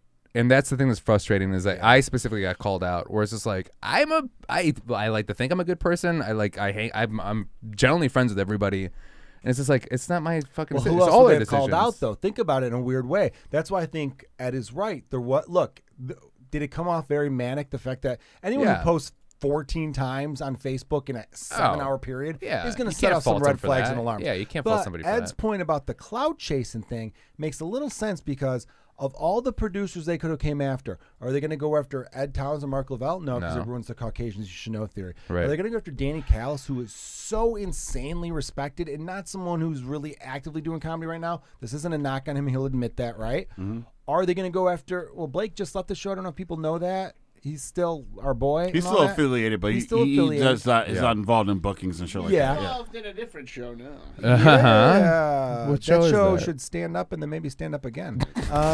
Yeah. Nailed it, Rob. Is he going to go after Jackie Cooper? Nah. The only female producer? No. Is he going to go after Joe Kilgallon, the most street motherfucker in the comedy room? Joe You know what? You do have the most you have street the most motherfucker in the comedy Who's scene. gonna not put up with any shit? dude. I would say You know what I that mean? Joe out of anybody, he has got the most like street fights underneath his belt for Oh sure. no, 100%. 1,000%. Yeah. He's the Vin Remember when Diesel he of our lost knockaround guys. He lost his ring once. If you know that reference, you know I that. lost a wedding ring. I'll never forget that. That's so funny. I fucking love that mistake. story. That's my favorite story. But yeah, or is he going to go after Jonah Jurkens, who from the outside looking in could, even though you made a great, no, you are right. Like, And as a CSN. rich boy, heroin addicted CSI? parents. Oh, yeah. You know what I mean? I would like if anyone tries to paint Jonah Jurkens as some trust fund baby, it's like you could not be further from the fucking truth about Jonah. But think about it, from the outside looking in, you're trying to get support for yourself. It makes sense to target Jonah. Yeah, because It's which is easy. unfair to you. That's Dude, easy. he got happens. blowback from that shit. But imagine if he did me, Jackie, Mark, Danny. The amount, yeah. Yeah, it would have been. Me, he probably wouldn't have gotten blowback, but he probably also knows it would have, You would have fought him. I mean, I don't know if I would have fought him, but I You would have definitely fought him. I would have had him thinking twice about being in the same room. You would have fought him. My God. You'd have been like, No, I'm an adult now. I don't do that shit Joe, anymore, you but would I look definitely strike the Joe, fear you would people. look at his calendar dates, find out what show he was on, and then hey, I need to work out a set. Do you mind bumping me on this show? You don't need to pay me. You would have did your set and then brought him on stage and beat his ass on stage. The reason why I actually asked that is because I always think about just I hear this person says this about you, this you're booking this that and the third, and it kind of circles back to what we talked about earlier. So I'm away from the mic. That we oftentimes book people we don't like. Yeah. Like we book Yeah, people we- we Yes. we book people we hate, or we just don't particularly like have a taste for. Like it just may This not is be a like business. your own. This isn't your And friendship. then that's right, why I asked, right. your kind of booking process. Oh. because yours is more of a democratic process than like I think most people would like take. Yeah. Mine is not like Really? I do not. He's a dictator. No. Yeah, He's by like, himself. Yeah, Yeah, yeah, the Who does he judge, answer to? judge, you're an Yeah. executioner. Yeah. And if I want to have some like fucking. If I want to let the inmates run the asylum, I just bring producers in and they can book, people. And then I actually use that kind of as a way, because I cannot be at every show and I cannot be at every mic, to then, qualify talent when they hit the stage, and they use the mic, obviously.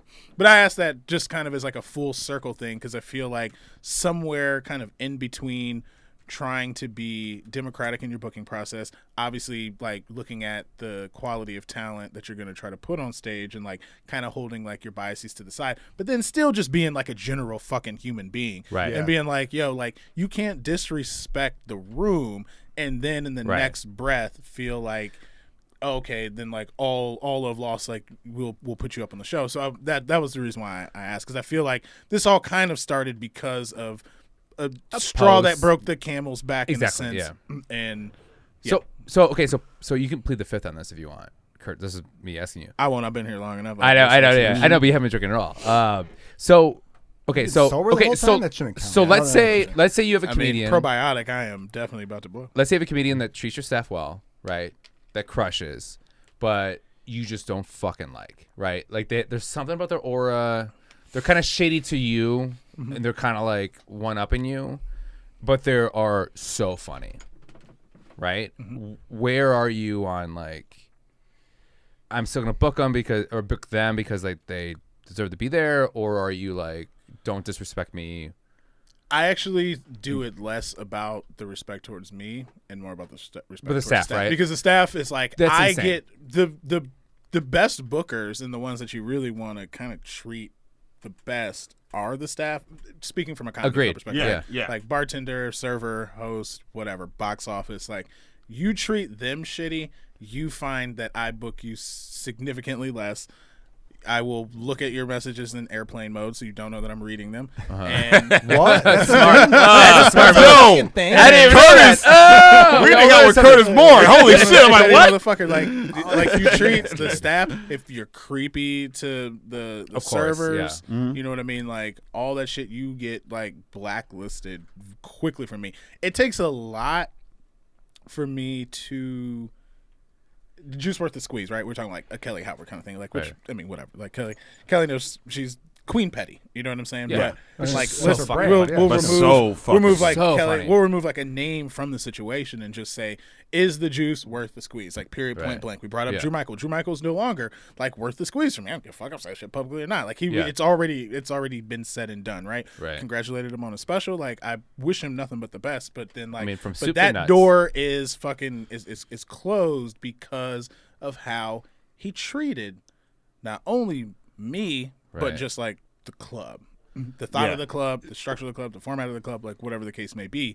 And I'm just like, at a certain point, he was always the prime example of the juice being worth the squeeze. Right. Just like no matter what, incredibly fucking talented. Yeah. So funny smart. than So a funny. motherfucker. And Yeah. it's like, I'll take like a little bit. Okay, that's just Although like kind of last how you week- are. Yeah. And so like that's like Oh, don't No, say he's- that. he Don't had say a that. good Don't say that. But No, I he agree. knows he's great, and he'll be the first to admit he had a bad set last week. No, yeah. No, Drew's great. But that's I would agree with that's you, Curtis. that's kind of thing. It's like once that ends for you, then it ends for you. Yeah. And I just always wonder like why people want to ride that line and just like do away with general professional courtesy. Like, Right. no, I always go back to this when I say just about being nice, because it is very much so oftentimes confused for kissing ass. And I don't even know what that means, Right. but that's not what I'm looking for. It's insane how much people will kiss your ass and then treat your staff like shit, and then they don't think that that's gonna. Yeah, come it doesn't to you. like translate. Yeah. They Right. talk to me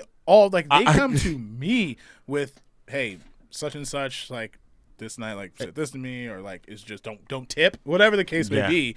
Like Curtis, can I make an assumption?